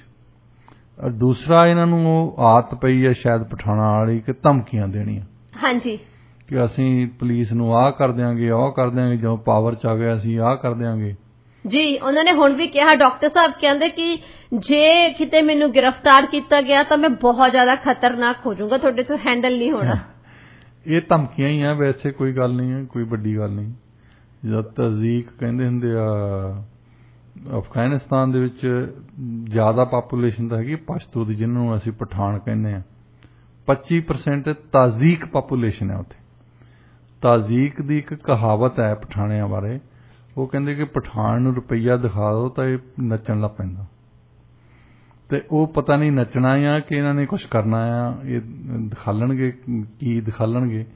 ਇਹਨਾਂ ਨੇ ਜਿਹੜੀ ਵੱਡੀ ਟਿੱਪਣੀ ਕੀਤੀ ਸੀ ਉਹ ਐਡੀਸ਼ਨਲ ਸੈਸ਼ਨ ਜੱਜ ਤੇ ਸੀ। ਉਸ ਜੱਜ ਨੇ ਮਿਸਟਰ ਗਿੱਲ ਨੂੰ ਪੁਲਿਸ ਰਿਮਾਂਡ ਦੇ ਦਿੱਤਾ 2 ਦਿਨ ਦਾ, ਜੇ ਤੇ ਉਹਦੀ ਨੁਕਤਾਚੀਨੀ ਵੀ ਕੀਤੀ ਤਾਂ ਬਾਅਦ 'ਚ ਇਹ ਵੀ ਕਿਹਾ ਵੀ ਅਸੀਂ ਜਦੋਂ ਪਾਵਰ 'ਚ ਆ ਗਏ ਅਸੀਂ ਫਿਰ ਦੇਖਾਂਗੇ, ਅਸੀਂ ਆਹ ਕਰਾਂਗੇ, ਅਸੀਂ ਉਹ ਕਰਾਂਗੇ, ਇਹ ਕਰਦੇ ਹੀ ਹੈ, ਧਮਕੀ ਦਿੱਤੀ। ਲਾਹੌਰ ਦੇ ਵਿੱਚ ਇੱਕ DIG ਰੈਂਕ ਦੇ ਬੰਦੇ ਨੂੰ ਉਹਨਾਂ ਨੇ ਕਿਹਾ ਕਿ ਅਸੀਂ ਜਦੋਂ ਪਾਵਰ 'ਚ ਆ ਗਏ ਫਿਰ ਤੁਹਾਨੂੰ ਬੰਦੇ ਬਣਾ ਕੇ ਰੱਖਾਂਗੇ। ਹੁਣ ਜਿਹੜੇ ਪੰਜਾਬ ਪੁਲਿਸ ਦਾ DIG ਹੈ ਉਹ ਸਾਡੇ DIG ਵਾਂਗੂ ਨਹੀਂ, ਇਹਨਾਂ ਦੇ IG ਜਿਹੜਾ ਲਹਿੰਦੇ ਪੰਜਾਬ ਦੇ ਵਿੱਚ IG ਜਿਹੜਾ ਇੰਚਾਰਜ ਆ ਪੁਲਿਸ ਦਾ, DGP ਸਮਝ ਲਓ ਉਹਨੂੰ। IG ਪਹਿਲਾਂ ਅੰਗਰੇਜ਼ਾਂ ਦੇ ਜ਼ਮਾਨੇ 'ਚ ਵੀ IG ਇੰਚਾਰਜ ਹੁੰਦਾ ਸੀ। ਸਾਡੇ ਤਾਂ ਹੁਣ 20 DGP ਬੈਠੇ ਉੱਥੇ ਚੰਡੀਗੜ੍ਹ, 20 ਕੋਈ ਸਮੋਸਿਆਂ ਲਈ ਬੈਠਾ, ਕੋਈ ਪਾਣੀ ਲਈ ਬੈਠਾ, ਕੋਈ ਪੱਖਾ ਔਨ ਕਰਨ ਲਈ ਬੈਠਾ ਹੈ। ਮਤਲਬ 20-25 ਹੋਣੇ ਉਹਨਾਂ ਦੇ DGP ਰੈਂਕ ਦੇ ਬੰਦੇ। ਤਾਂ ਹੀ ਕਰਕੇ ਆਰਮੀ ਵਾਲੇ ਉਹਨਾਂ ਨੂੰ ਕਹਿੰਦੇ ਹੁੰਦੇ ਆ ਵੀ ਤੁਸੀਂ ਬਿਲਕੁਲ ਹੀ ਭਰਤੀ ਕਰੀ ਜਾਂਦੇ ਬੰਦਿਆਂ ਨੂੰ, ਕੋਈ ADGP, ਕੋਈ DGP। ਇਹਨਾਂ ਦੇ ਕੋਲ ਕਿਹੜੀ ਫੋਰਸ ਹੈ ਜਿਹੜੇ ਇੰਨੇ DGP ਬਣਾਏ ਇਹਨਾਂ ਨੇ। ਸੋ ਇਹਨਾਂ ਨੇ, ਇਮਰਾਨ ਖਾਨ ਨੇ, ਉਹਨੂੰ ਫਿਰ ਅਦਾਲਤ ਨੇ, ਹਾਈ ਕੋਰਟ ਨੇ ਕਿਹਾ ਕਿ ਤੁਸੀਂ ਪੁਲਿਸ ਦੇ ਖਿਲਾਫ ਤਾਂ ਟਿੱਪਣੀ ਕੀਤੀ ਹੈ ਤਾਂ ਸਾਡਾ ਕੋਈ ਕੰਮ ਨਹੀਂ ਹੈ, ਪਰ ਤੁਸੀਂ ਸਾਡੇ ਇੱਕ ਜੱਜ ਦੇ ਖਿਲਾਫ ਵੀ ਟਿੱਪਣੀਆਂ ਕੀਤੀਆਂ, ਉਹਨੂੰ ਧਮਕੀਆਂ ਦਿੱਤੀਆਂ, ਉਹਦੀ ਮਾਫੀ ਮੰਗੋ।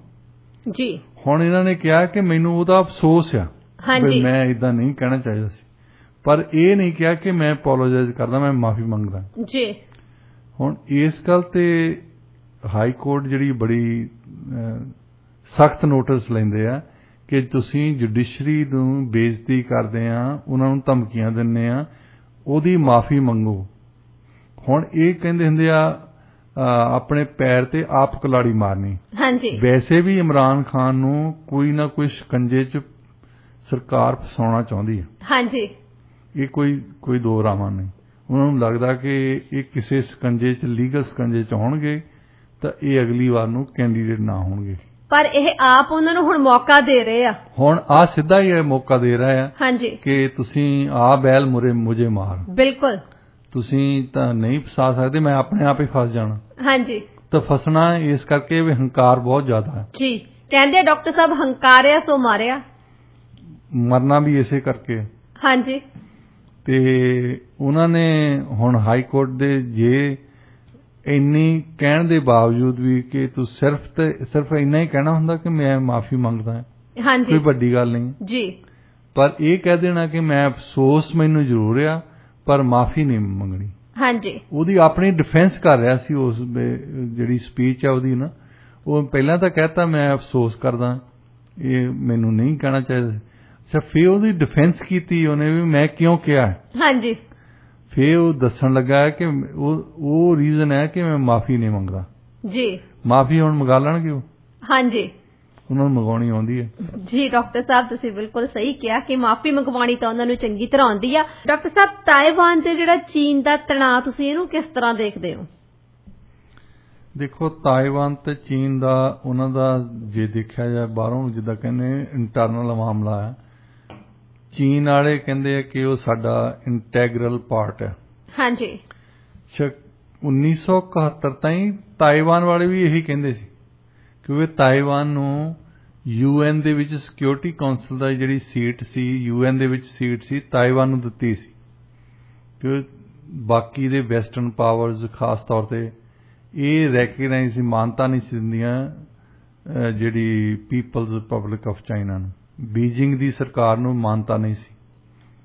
ਤਾਇਵਾਨ ਰੈਪਰੈਜ਼ੈਂਟ ਕਰਦਾ ਸੀ, ਨੁਮਾਇੰਦਗੀ ਕਰਦਾ ਸੀ ਚਾਈਨਾ ਦੀ।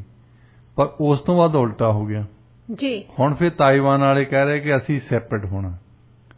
ਸੈਪਰੇਟ ਲਈ ਉਹ ਕਈਆਂ ਛੋਟੇ ਛੋਟੇ ਦੇਸ਼ਾਂ ਨੂੰ ਉਹਨਾਂ ਨੇ ਪੈਸੇ ਵੀ ਬਹੁਤ ਦਿੱਤੇ। ਪਰ ਇੱਕ ਗੱਲ ਦੇਖੋ ਕਿ ਇਹ ਜਿਹੜੀ ਇਕੋਨਮੀਜ਼ ਚੇਂਜ ਹੁੰਦੀਆਂ, ਜਿੱਦਾਂ ਹੁਣ ਕਹਿੰਦੇ ਸੀ ਨਾ ਜਰਮਨੀ ਤੋਂ ਗਏ ਆ CM, ਕਈ ਜਰਮਨ ਕੰਪਨੀਆਂ ਨੇ ਆ ਕੇ ਪੰਜਾਬ 'ਚ ਇਨਵੈਸਟ ਕਰਨਾ। ਉਹ ਕਈ ਦੇ ਵਿੱਚੋਂ ਕਿਹੜਾ ਨਾਂ ਆ, ਕੀ ਕਰਨਾ ਉਹਨਾਂ ਨੇ ਇਨਵੈਸਟਮੈਂਟ। ਜਿੱਦਾਂ ਜੇ ਕੋਈ ਸੀਰੀਅਸ ਹੋਵੇ, ਤੁਸੀਂ ਕੋਈ ਇਕੋਨਮੀ ਨੂੰ ਬਦਲਣਾ ਹੋਵੇ, ਖਾਸ ਤੌਰ 'ਤੇ ਇੱਕ ਤਾਇਵਾਨ ਇੱਕ ਐਗਜ਼ਾਮਪਲ ਆ, ਤੁਸੀਂ ਦੇਖਣੀ ਹੈ ਮਿਸਾਲ ਦੇਖੇ। ਪਹਿਲਾਂ ਜਿੱਦਾਂ ਚੀਨ ਵਾਲੇ ਕੋਈ ਵੀ ਖਿਡੌਣਾ ਚੱਕ ਕੇ ਦੇਖ ਲਓ, ਤੁਸੀਂ ਵਾਲਮਾਰਟ ਜਾ ਕੇ ਦੇਖ ਲਓ, ਸਮਾਨ ਜਿਹੜਾ ਪਿਆ ਹੋਊਗਾ ਚੀਨ ਦਾ ਹੀ ਪਿਆ ਹੋਊਗਾ।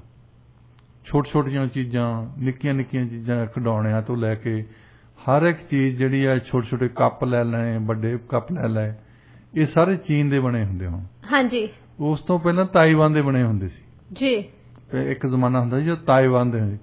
ਤਾਇਵਾਨ ਨੇ ਫਿਰ ਰੀਅਲਾਈਜ਼ ਕਰ ਲਿਆ ਕਿ ਚੀਨ ਦਾ ਅਸੀਂ ਮੁਕਾਬਲਾ ਨਹੀਂ ਕਰ ਸਕਦੇ। ਉਹ ਤਾਂ ਬਹੁਤ ਵੱਡੀ, ਵੈਸੇ ਹੀ ਵੱਡੀ ਪਾਪੂਲੇਸ਼ਨ ਹੈ। ਹਾਂਜੀ। ਜੋ ਕੁਝ ਉਹ ਕਰ ਸਕਦੇ ਅਸੀਂ ਨਹੀਂ ਕਰ ਸਕਦੇ। ਇਹਨਾਂ ਨੇ ਫਿਰ ਉਹ ਲੋ ਇੰਟੈਂਸਿਟੀ, ਜਿਹੜੀ ਲੋ ਟੈਕਨੋਲੋਜੀ ਹੈ ਨਾ, ਉਹ ਤੋਂ ਹਟ ਗਏ ਇੱਕਦਮ। ਇਹਨਾਂ ਨੇ ਹਾਈ ਟੈਕ ਅਡਾਪਟ ਕਰਨੀ ਸ਼ੁਰੂ ਕੀਤੀ। ਉਹ ਅੱਜ ਕੱਲ੍ਹ ਸੈਮੀ ਕੰਡਕਟਰ ਦੁਨੀਆ ਦੇ ਵਿੱਚ ਸਭ ਤੋਂ ਲੀਡਿੰਗ ਕੰਪਨੀ ਜਿਹੜੀ ਆ, ਉਹ ਤਾਇਵਾਨ ਸੈਮੀ ਕੰਡਕਟਰ ਜਿਹੜੀ ਬਣਾਉਂਦੇ ਆ ਉਹਨਾਂ ਦੀ ਆ। ਹਾਂਜੀ। 90% ਜਿਹੜੇ ਸਭ ਤੋਂ ਐਡਵਾਂਸਡ ਸੈਮੀ ਕੰਡਕਟਰ ਬਣਦੇ ਆ, ਜਿਹਨਾਂ ਨੂੰ ਅਸੀਂ ਚਿਪਸ ਕਹਿੰਦੇ ਆ, ਉਹ ਤਾਇਵਾਨ ਦੇ ਵਿੱਚ ਬਣਦੇ ਆ। ਹਾਂਜੀ। ਛੋਟੀਆਂ ਚੀਜ਼ਾਂ ਤੋਂ ਲੈ ਕੇ ਵੱਡੀਆਂ ਚੀਜ਼ਾਂ ਤਾਈਂ ਪਾਉਣਾ ਹੋਵੇ। ਆਈਫੋਨ ਦੇ ਵਿੱਚ ਵੀ ਆਹ ਪਾਏ ਆ ਚਿਪਸ। ਹਰ ਚੀਜ਼ ਡਾਕਟਰ ਸਾਹਿਬ, ਚਾਹੇ ਸਮਾਰਟਫੋਨ ਹੋਵੇ, ਲੈਪਟਾਪ ਹੋਣ, ਸਮਾਰਟ ਵਾਚ ਹੋਵੇ, ਤੁਸੀਂ ਗੇਮਿੰਗ ਦੇਖ ਲਓ, ਹਾਂਜੀ, ਹਰ ਚੀਜ਼ 'ਚ ਚਿਪ ਯੂਜ਼ ਹੁੰਦੀ ਆ। ਦੇ ਵਿੱਚ ਆ, ਹਾਂਜੀ, ਹਰ ਇੱਕ ਚੀਜ਼ ਦੇ ਵਿੱਚ ਆ ਜੀ। ਉਹਨਾਂ ਨੇ ਡੋਮੀਨੇਟ ਕੀਤੀ ਹੈ। ਹੁਣ ਸਾਰੇ ਦੇਸ਼ ਇਹਨਾਂ ਦੇ ਜਿਹੜੇ ਕੌਨਫਲਿਕਟ ਆ, ਉਹ ਤੋਂ ਇਸ ਕਰਕੇ ਡਰਦੇ ਆ। ਖਾਸ ਤੌਰ 'ਤੇ ਕੈਨੇਡੀਅਨ ਕੰਪਨੀ ਨੇ ਕੈਨੇਡੀਅਨ ਸਰਕਾਰ ਨੂੰ ਇਹ ਕਿਹਾ ਕਿ ਸੈਮੀ ਕੰਡਕਟਰ ਬਣਾਉਣ ਲਈ ਸਾਨੂੰ ਉਤਸ਼ਾਹਿਤ ਕਰੋ। ਮਤਲਬ ਉਹ ਵੀ ਚਾਹੁੰਦੇ ਹੁਣੇ ਪੈਸੇ ਲੈਣੇ ਆ, ਥੋੜੇ ਇਨਵੈਸਟ ਕਰੋ। ਹੁਣ ਪਿੱਛੇ ਜਾਏ ਜੋ ਬਾਈਡਨ ਨੇ ਇੰਟੈਲ ਕਾਰਪੋਰੇਸ਼ਨ ਨੂੰ ਪੈਸੇ ਦਿੱਤੇ ਆ। ਹਾਂਜੀ। ਉਹਨਾਂ ਨੇ ਬਹੁਤ ਵੱਡਾ ਬਜਟ ਪੇਸ਼ ਕੀਤਾ ਕਿ ਸਾਨੂੰ ਆਪਣੇ ਸੈਮੀ ਕੰਡਕਟਰ ਬਣਾਉਣੇ ਚਾਹੀਦੇ ਆ। ਜੇ ਅਸੀਂ ਬਾਅਦ ਉਹਨਾਂ ਤੇ ਰਿਲਾਈ ਕਰਦੇ ਤਾਂ ਹੋ ਸਕਦਾ ਸਾਡੇ ਤੇ ਨਾ ਆਉਣ। ਕਿਉਂਕਿ ਚੀਨ ਨੇ ਇਸ ਵੇਲੇ ਜਿਹੜੀਆਂ ਨੇਵਲ ਐਕਸਰਸਾਈਜ਼ ਕੀਤੀਆਂ ਆ ਤਾਇਵਾਨ ਦੇ ਆਲੇ ਦੁਆਲੇ, ਉੱਥੋਂ ਸ਼ਿਪਿੰਗ ਇੰਡਸਟਰੀ ਵਾਲੇ ਕੱਢ ਨਹੀਂ ਸਕਦੇ। Shipping industry is very peaceful. ਉਹ ਨਹੀਂ ਚਾਹੁੰਦੇ ਕਿਸੇ ਨਾਲ ਪੰਗਾ ਲਿਆ ਜਾਵੇ ਜੀ। ਉਹ ਉੱਥੇ ਸ਼ਿਪਿੰਗ ਲਿਆ ਕੇ ਤਾਂ ਉਹ ਜਿਹੜੀ ਸਾਰੀ ਸ਼ਿਪਿੰਗ ਹੋਈ ਆ ਬੰਦ ਹੈ ਇਸ ਵੇਲੇ। ਅਤੇ ਉਹਨਾਂ ਨੂੰ ਖਤਰਾ ਇਹ ਲੱਗਦਾ, ਖਾਸ ਤੌਰ 'ਤੇ ਕੈਨੇਡਾ ਵਰਗੇ ਮੁਲਕ ਨੂੰ, ਕਿ ਜੇ ਸਾਡੇ ਸੈਮੀ ਕੰਡਕਟਰ ਆਉਣਾ ਹੀ ਬੰਦ ਹੋ ਗਏ ਤਾਂ ਫਿਰ ਸਾਡੀ ਇਕੋਨਮੀ ਦਾ ਕੀ ਹੋਊਗਾ ਜੀ। ਬਿਲਕੁਲ। ਹਾਈ ਟੈਕ ਇਕੋਨਮੀ, ਖਾਸ ਤੌਰ 'ਤੇ ਹਾਈ ਟੈਕ ਇਕੋਨਮੀ ਦੇ ਵਿੱਚ ਸਾਰਾ ਕੁਝ ਅੱਜ ਕੱਲ੍ਹ ਤਾਂ ਹੈ ਹੀ ਹਾਈ ਟੈਕ ਹੈ। ਹਾਂਜੀ। ਕਿਉਂਕਿ ਲੋ ਟੈਕ ਤਾਂ ਜਿਹੜਾ ਦੂਸਰੇ ਦੇਸ਼ਾਂ ਨੂੰ ਚਲ ਗਿਆ ਜੀ। ਇਹ ਮੁਲਕ ਜਿਹੜੇ ਆ ਇਸ ਵੇਲੇ ਜਿਹੜੀ ਥੋੜ੍ਹੀ ਬਹੁਤੀ ਸੈਮੀ ਕੰਡਕਟਰ ਇੰਡਸਟਰੀ ਹੈਗੀ ਹੈ ਕੈਨੇਡਾ ਦੇ ਵਿੱਚ, ਉਹ ਅਪੀਲ ਕਰ ਰਹੇ ਆ ਫੈਡਰਲ ਸਰਕਾਰ ਨੂੰ ਕਿ ਸਾਨੂੰ ਹੁਣ ਉਤਸ਼ਾਹਿਤ ਕਰੋ ਤਾਂ ਕਿ ਸਾਡੇ ਕੋਲ ਆਪਣੀ ਰਿਲਾਇਬਿਲਿਟੀ ਹੋਵੇ ਜੀ। ਅਸੀਂ ਜਿਹੜੀ ਰਿਲਾਈ ਕਰਦੇ ਹਾਂ ਤਾਇਵਾਨ ਤੇ, ਇਹ ਹੋ ਸਕਦਾ ਸਾਡੇ ਤੋਂ ਇਹਨਾਂ ਦੇ ਸੈਮੀ ਕੰਡਕਟਰ ਪਹੁੰਚਣ ਚਾਹੇ ਨਾ ਪਹੁੰਚਣ। ਹਾਂਜੀ। ਤੁਸੀਂ ਇੱਥੇ ਹੀ ਉਹਨਾਂ ਦਾ ਸਿੱਧਾ ਕਹਿਣ ਦਾ ਤਰੀਕਾ ਆ ਵੀ ਜੋ ਬਾਈਡਨ ਨੇ ਪੈਸੇ ਦੇਤੇ ਤੁਸੀਂ ਵੀ ਪੈਸੇ ਦਿਓ। ਹਾਂਜੀ। ਉਹਨਾਂ ਨੇ ਸਿੱਧਾ ਤਾਂ ਵੈਸੇ ਡਾਕਟਰ ਸਾਹਿਬ ਉਹਨਾਂ ਨੇ ਕਿਹਾ ਹੀ ਆ ਕਿ ਤੁਹਾਨੂੰ ਵੀ ਇਨਵੈਸਟ ਕਰਨਾ ਚਾਹੀਦਾ। ਵੈਸੇ ਵੀ ਦੁਨੀਆ ਦੇ ਲਗਭਗ 2/3 ਚਿਪ ਬਾਜ਼ਾਰ ਤੇ ਤਾਇਵਾਨ ਦਾ ਹੀ ਕਬਜ਼ਾ। ਡਾਕਟਰ ਸਾਹਿਬ, ਯੂਕਰੇਨੀ ਸਰਕਾਰ ਨੇ ਜਿਹੜੇ ਡਰਾਫਟ ਡੋਜਰਸ ਹੈਗੇ ਆ, ਜਿਹੜੇ ਫੌਜ ਛੱਡ ਕੇ ਜਾ ਰਹੇ ਆ, ਉਹਨਾਂ ਦੇ ਬਾਰੇ ਇੱਕ ਜਾਣਕਾਰੀ ਜਿਹੜੀ ਹੈਗੀ ਆ ਹੁਣ ਉਹ ਜਾਰੀ ਕੀਤੀ ਆ। ਆਪਣੇ ਸਰੋਤਿਆਂ ਨੂੰ ਡਿਟੇਲ ਦੇ ਵਿੱਚ ਦੱਸੋ ਕਿ ਉਹ ਜਾਣਕਾਰੀ ਹੈ ਕੀ। ਦੇਖੋ, ਜਿਹੜੇ ਪਹਿਲਾਂ ਤਾਂ ਮਾਰਸ਼ਲ ਲਾਅ ਲਾਇਆ ਯੂਕਰੇਨ ਦੀ ਸਰਕਾਰ ਨੇ ਕਿ 18 ਤੋਂ 60 ਸਾਲ ਦਾ ਬੰਦਾ ਜਿਹੜਾ ਆ ਉਹ ਯੂਕਰੇਨ ਛੱਡ ਕੇ ਨਹੀਂ ਜਾ ਸਕਦਾ, ਕਿਉਂਕਿ ਉਹਨਾਂ ਨੂੰ ਕਿਸੇ ਵੇਲੇ ਵੀ ਕਾਲ ਆ ਸਕਦੀ ਆ ਕਿ ਉਹ ਯੂਕਰੇਨ ਦੀ ਆਰਮੀ ਦੇ ਵਿੱਚ ਜਾਣ। ਹਾਂਜੀ। ਹੁਣ ਤੁਸੀਂ ਜੇ ਫੋਟੋ ਦੇਖਦੇ ਆ, ਤੁਸੀਂ ਵੀਡੀਓ ਦੇਖਦੇ ਆ, ਜਿਹੜੇ ਯੂਕਰੇਨੀਅਨ ਰੈਫਿਊਜੀਜ਼ ਇੱਥੇ ਆਉਂਦੇ ਆ ਉਹਨਾਂ ਦੇ ਵਿੱਚ ਬੰਦੇ 18 ਤੋਂ 60 ਦੇ ਹੈਗੇ ਆ। ਹਾਂਜੀ। ਉਹ ਕਿਸੇ ਨਾ ਕਿਸੇ ਤਰੀਕੇ ਨਾਲ ਤਾਂ ਆਉਂਦੇ ਹੀ ਆ ਨਾ ਉੱਥੋਂ। ਹਾਂਜੀ ਡਾਕਟਰ ਸਾਹਿਬ। ਉਹ ਕਹਿੰਦੇ ਕਿ ਅਪ ਟੂ $10,000 ਦੇ ਕੇ ਉੱਥੋਂ ਨਿਕਲਦੇ ਆ। ਹਾਂਜੀ। ਕੋਈ ਵੀ ਬੰਦਾ ਮਰਨਾ ਨਹੀਂ ਚਾਹੁੰਦਾ, ਮਰਨ ਤੋਂ ਹਰੇਕ ਹੀ ਨੱਠਦਾ ਜੀ। ਤਾਂ ਉਹਨਾਂ ਦਾ ਇਹ ਇੱਕ ਹੀ ਤਰੀਕਾ ਬਚਣ ਦਾ ਕਿ ਜਿੰਨੇ ਪੈਸੇ ਉਹਨਾਂ ਦੇ ਕੋਲ ਹੈਗੇ ਆ ਉਹ ਦੇ ਕੇ ਬਾਰਡਰ ਗਾਰਡ ਨੂੰ ਉੱਥੋਂ ਨਿਕਲਦੇ ਆ। ਹੁਣ ਜਿਹੜੀਆਂ ਇਹਨਾਂ ਨੇ ਦਿੱਤੀਆਂ ਫਿਗਰਸ ਕਿ ਬਾਰਡਰ ਗਾਰਡ ਜਿਨ੍ਹਾਂ ਤੋਂ ਪੈਸੇ ਨਹੀਂ ਦੇ ਹੋਏ ਹੋਣੇ ਉਹਨਾਂ ਨੂੰ ਫੜ ਕੇ ਜੇਲ੍ਹ 'ਚ ਦੇ ਰਹੇ ਆ। ਕੋਈ 8,000 ਦੇ ਕਰੀਬ ਉਹਨਾਂ ਨੇ ਬੰਦੇ ਗਿਣਤੀ ਦਿੱਤੀ ਆ ਵੀ ਇਹ ਉਹ ਲੋਕ ਸੀ ਜਿਹੜੇ ਨੱਠਣ ਲੱਗੇ, ਅਸੀਂ ਫੜ ਲਏ। ਹੁਣ ਉਹਨਾਂ ਤੇ ਕੋਈ ਮੁਕੱਦਮਾ ਨਹੀਂ ਚੱਲਦਾ, ਕੁਛ ਨਹੀਂ ਚੱਲਦਾ। ਇਸ ਵੇਲੇ ਉਹ ਜੇਲ੍ਹਾਂ 'ਚ 18 ਸਾਲ ਤੋਂ ਘੱਟ ਦਾ ਹੋਵੇ, 60 ਸਾਲ ਤੋਂ ਉੱਪਰ ਦਾ ਹੋਵੇ ਉਹ ਜਾ ਸਕਦਾ, ਪਰ ਜਿਹੜਾ 18 ਤੋਂ 60 ਸਾਲ ਦੀ ਉਮਰ ਦੇ ਵਿਚਕਾਰ ਆ ਮਰਦ, ਉਹ ਯੂਕਰੇਨ ਨਹੀਂ ਛੱਡ ਕੇ ਜਾ ਸਕਦਾ। ਹਾਂਜੀ। ਉਹਨਾਂ ਤੇ ਬਿਨਾਂ ਮੁਕੱਦਮੇ ਉਹ ਜੇਲ੍ਹ ਦੇ ਵਿੱਚ ਆ। ਹੁਣ ਕੋਈ ਐਮਨੈਸਟੀ ਇੰਟਰਨੈਸ਼ਨਲ ਨੇ ਮਾੜੀ ਜਿਹੀ ਗੱਲ ਕੀਤੀ ਸੀ, ਪਰ ਉਹਨਾਂ ਨੇ ਕੱਢ ਦਿੱਤਾ ਉੱਥੇ ਯੂਕਰੇਨ ਤੋਂ, ਮਾਰੇ ਚੱਕ ਕੇ ਬਾਹਰ ਵੀ ਤੁਸੀਂ ਸਾਡੇ ਖਿਲਾਫ ਨਹੀਂ ਬੋਲ ਸਕਦੇ। ਹਾਂਜੀ। ਤੇ ਇਹਦੀ ਉਹਦਾ ਵੈਸੇ ਵੀ ਕੋਈ ਖਬਰ ਨਹੀਂ ਹੈ। ਕੋਈ ਯੂਕਰੇਨ ਦੀ ਸਰਕਾਰ ਨੇ ਆਪ ਫਿਗਰ ਦਿੱਤੀਆਂ ਹੁਣ ਤਾਂ। ਹਾਂਜੀ, ਉਹਨਾਂ ਨੇ ਰਿਲੀਜ਼ ਕੀਤਾ ਇਹ ਡਾਟਾ। ਉਹ ਕਮ ਸੇ ਕਮ ਉਹਨਾਂ ਦੇ ਯੂਕਰੇਨ ਦੀਆਂ ਜਿਹੜੀ ਖਬਰ ਉਹ ਦੇ ਰਿਹਾ ਉਹ ਤਾਂ ਦੇ ਦਿਆ ਕਰਨ ਇੱਥੇ ਜੀ। ਪਰ ਇੱਥੇ ਸਾਡੇ ਤਾਂ ਖਾਸ ਤੌਰ ਤੇ ਕੈਨੇਡਾ ਦੇ ਵਿੱਚ ਇਹ ਤਕਰੀਬਨ ਇਹਨਾਂ ਗੱਲਾਂ ਤੇ ਪਾਬੰਦੀ ਆ। ਕੋਈ ਨਹੀਂ ਮੈਂਸ਼ਨ ਕਰਦਾ ਇਹਨਾਂ ਜੀ। ਬਿਲਕੁਲ ਤੁਸੀਂ ਸਹੀ ਕਿਹਾ ਡਾਕਟਰ ਸਾਹਿਬ। ਇੱਥੇ ਤਾਂ ਕਿਸੇ ਨੇ ਵੀ ਇਹ ਚੀਜ਼ ਨੂੰ ਮੈਂਸ਼ਨ ਨਹੀਂ ਕੀਤਾ, ਇਸ ਖਬਰ ਨੂੰ ਬਾਹਰ ਨਹੀਂ ਕੱਢਿਆ। ਹਾਲਾਂਕਿ ਯੂਕਰੇਨੀ ਸਰਕਾਰ ਨੇ ਖੁਦ ਇਹ ਜਿਹੜੇ ਅੰਕੜੇ ਆ ਉਹ ਰਿਲੀਜ਼ ਕੀਤੇ ਆ। ਡਾਕਟਰ ਸਾਹਿਬ ਯੂਕਰੇਨ ਦੀ ਗੱਲ ਕਰਦੇ ਆ। ਯੂਕਰੇਨ ਦੀ ਸਰਕਾਰ ਨੇ ਇੱਕ ਹਿੱਟ ਲਿਸਟ ਬਣਾਈ ਆ, ਜਾਂ ਇੰਜ ਕਹਿ ਲਈਏ ਕਿ ਇੱਕ ਕਿਲ ਲਿਸਟ ਬਣਾਈ ਆ। ਉਹਦੇ ਵਿੱਚ ਜਰਨਲਿਸਟ ਦੇ ਵੀ ਨਾਮ ਹੈਗੇ ਆ। ਸਭ ਤੋਂ ਪਹਿਲਾਂ ਤਾਂ ਇਸ ਖਬਰ ਦੀ ਡਿਟੇਲ ਬਾਰੇ ਆਪਣੇ ਸਰੋਤਿਆਂ ਨੂੰ ਦੱਸੋ, ਤੇ ਉਸ ਤੋਂ ਬਾਅਦ ਇਹ ਦੱਸੋ ਕਿ ਕਿਹੜੇ ਜਰਨਲਿਸਟ ਦੀ ਹੁਣ ਗੱਲ ਹੋ ਰਹੀ ਆ। ਇਹ ਐਕਚੁਅਲੀ ਜਿਹੜੀ ਕੈਨੇਡੀਅਨ ਜਰਨਲਿਸਟ ਹੈ, ਇੱਕ ਫ੍ਰੀਲਾਂਸ ਹੈ, ਕਿਸੇ ਲਈ ਕੰਮ ਨਹੀਂ ਕਰਦੀ, ਵੈਸੇ ਆਰਟੀਕਲ ਲਿਖ ਕੇ ਵੇਚ ਦਿੰਦੀ ਉਹ, ਈਵਾ ਬਾਰਲੈਟ ਹੈ ਜੀ। ਤੇ ਪਹਿਲਾਂ ਇਸ ਤੋਂ ਉਹ ਪੈਲਸਟੀਨੀਅਨਸ ਇਜ਼ਰਾਈਲੀ ਕਨਫਲਿਕਟ ਬਾਰੇ ਲਿਖਦੀ ਰਹੀ ਹੈ, ਤੇ ਹੁਣ ਉਹਨੇ ਆਪਣੇ ਬਲੌਗ ਤੇ ਲਿਖਿਆ ਕਿ ਇੱਕ ਯੂਕਰੇਨੀਅਨ ਸਰਕਾਰ ਦੇ ਕੋਲੋਂ ਕਿਲ ਲਿਸਟ ਹੈ, ਜਿਹੜੀ ਕਿ ਇੱਕ ਜਗ੍ਹਾ ਤੇ ਕਈ ਜਰਨਲਿਸਟ ਇਕੱਠੇ ਹੋਏ। ਕਈਆਂ ਨੇ ਫਿਰ ਅੱਜ ਕੱਲ ਆਨਲਾਈਨ ਅਟੈਂਡੈਂਸ ਹੁੰਦੀ ਉਹਨਾਂ ਦੀ, ਆਨਲਾਈਨ ਅਟੈਂਡੈਂਸ ਦੇ ਵਿੱਚ ਵੀ ਕਾਫੀ ਜਰਨਲਿਸਟ ਸੀਗੇ ਦੁਨੀਆ ਦੇ। ਉਹਨਾਂ ਨੇ ਉਹ ਕਿਲ ਲਿਸਟ ਦੀ ਗੱਲ ਕੀਤੀ। ਕਿਲ ਲਿਸਟ ਤੇ ਬੰਦੇ ਦੇ ਨਾਂ ਲਿਖੇ ਆ, ਜਿਹਦੇ ਵਿੱਚ ਜਿਹੜੀ ਇੱਕ ਰਸ਼ੀਅਨ ਬੰਦਾ ਡਿਊਗਨ ਆ, ਉਹਦੀ ਕੁੜੀ ਨੂੰ ਮਾਰਤਾ ਸੀ ਪਿਛਲੇ 2 ਹਫ਼ਤੇ ਹੋਏ। ਹਾਂਜੀ, ਉਹ ਵੀ ਕਿਲ ਲਿਸਟ ਦੇ ਉੱਤੇ ਸੀ। ਤਾਂ ਉਹਨਾਂ ਨੇ ਫਿਰ ਉਹ ਕਿਲ ਲਿਸਟ ਉਹ ਕਹਿੰਦੀ ਅਸੀਂ ਪੜ੍ਹੀ ਆ, ਤੇ ਉਹ ਤੇ ਲਿਖਿਆ ਆ ਵੀ ਡਨ। ਉਹ ਮਤਲਬ ਹੁਣ ਤੁਸੀਂ ਇਹੀ ਕਹਿ ਸਕਦੇ ਕਿ ਇਹਨਾਂ ਨੇ ਮਰਾਇਆ ਜਾਂ ਕਿਸੇ ਨੇ ਹੋਰ ਮਰਾਇਆ। ਇਹਨਾਂ ਨੇ ਪਹਿਲਾਂ ਉਹਦਾ ਨਾਂ ਪਾਇਆ ਸੀ ਕਿਲ ਲਿਸਟ ਤੇ ਹੁਣ 2 ਹਫ਼ਤੇ ਪਹਿਲਾਂ ਫਿਰ ਲਿਖ ਦਿੱਤਾ ਵੀ ਡਨ, ਇਹ ਕਰ ਦਿੱਤਾ ਕੰਮ ਜੀ। ਤੇ ਇਹ ਜਿਹੜੀ ਜਰਨਲਿਸਟ ਸਾਡੀ ਕੈਨੇਡਾ ਦੀ ਹੈ, ਇਹਦਾ ਨਾਂ ਵੀ ਕਿਲ ਲਿਸਟ ਤੇ। ਇਹ ਕਹਿੰਦੀ ਕਿ ਇਹਦਾ ਨਾਂ ਤਾਂ ਕਿਲ ਲਿਸਟ ਤੇ ਹੈਗਾ। ਇਹਨੇ ਇੱਕ ਅਟੈਂਡ ਕੀਤੀ ਸੀ ਪਹਿਲਾਂ ਸੀਕ੍ਰੇਟ ਮੀਟਿੰਗ ਬਾਕੀ ਜਰਨਲਿਸਟ ਦੇ ਨਾਲ, ਤੇ ਉਹ ਬਹੁਤ ਘੱਟ ਬੰਦਿਆਂ ਨੂੰ ਪਤਾ ਸੀ। ਪਰ ਇਹ ਜਿਹੜੀ ਕਿਲ ਲਿਸਟ ਵਾਲੀ ਇੰਟੈਲੀਜੈਂਸ ਸਰਵਿਸਿਜ਼ ਆ ਯੂਕਰੇਨ ਦੀਆਂ, ਉਹਨਾਂ ਨੂੰ ਪਤਾ ਸੀ ਉਹਦਾ ਵੀ ਉਹ ਮੀਟਿੰਗ ਇਹਨਾਂ ਨੇ ਕਿਉਂ ਕੀਤੀ, ਕਿੱਥੇ ਕੀਤੀ। ਫਿਰ ਕਹਿੰਦੇ ਕਿ CBC ਵਾਲਿਆਂ ਨੇ ਉਹਨੂੰ, CBC ਦਾ ਜਿਹੜਾ ਡਾਇਰੈਕਟਰ ਆ ਕੈਨੇਡਾ ਤੋਂ, ਉਹਨੇ ਉਹਨੂੰ ਈਮੇਲ ਭੇਜੀ ਕਿ ਫਲਾਨੀ ਜਗ੍ਹਾ ਤੇ ਤੂੰ ਯੂਕਰੇਨੀਅਨ ਅਥਾਰਟੀਜ਼ ਨੂੰ ਕੋਈ ਕਿਸੇ ਬੰਦੇ ਦਾ ਨਾਂ ਲਿਆ ਵੀ ਉਹਨੂੰ ਇੰਟਰਵਿਊ ਕਰਕੇ ਆ। ਕਹਿੰਦੀ ਕਿ ਉਹ ਮੇਰਾ ਕਿਲ ਲਿਸਟ ਤੇ ਨਾਂ ਪਾਇਆ ਸੀ, ਉਹ ਕਿਸੇ ਨੂੰ ਨਹੀਂ ਸੀ ਪਤਾ, ਪਹਿਲਾਂ ਪਤਾ ਇਹਨੂੰ CBC ਦੇ ਡਾਇਰੈਕਟਰ ਨੂੰ ਪਤਾ ਸੀ, ਜਾਂ ਤਾਂ ਕਹਿੰਦੀ ਇਹਨੂੰ ਉਹਨਾਂ ਨੇ ਦੱਸਿਆ ਹੋਣਾ। ਤੇ ਇਹ ਕਿੱਦਾਂ ਇਹਨਾਂ ਨੂੰ ਪਤਾ ਲੱਗ ਗਿਆ ਹੈ, ਕਿਉਂਕਿ ਉਹ ਪਬਲਿਕਲੀ ਤਾਂ ਹੈ ਨਹੀਂ। ਇਹਨਾਂ ਨੇ ਕਿਸੇ ਨੇ ਉਹਨਾਂ ਦਾ ਪਾਸਵਰਡ ਕਿਸੇ ਜਰਨਲਿਸਟ ਨੇ ਚੋਰੀ ਕੀਤਾ हैक ਕੀਤਾ ਤਾਂ ਉਹਨੇ ਕਿਲ ਲਿਸਟ ਕੱਢੀ ਆ।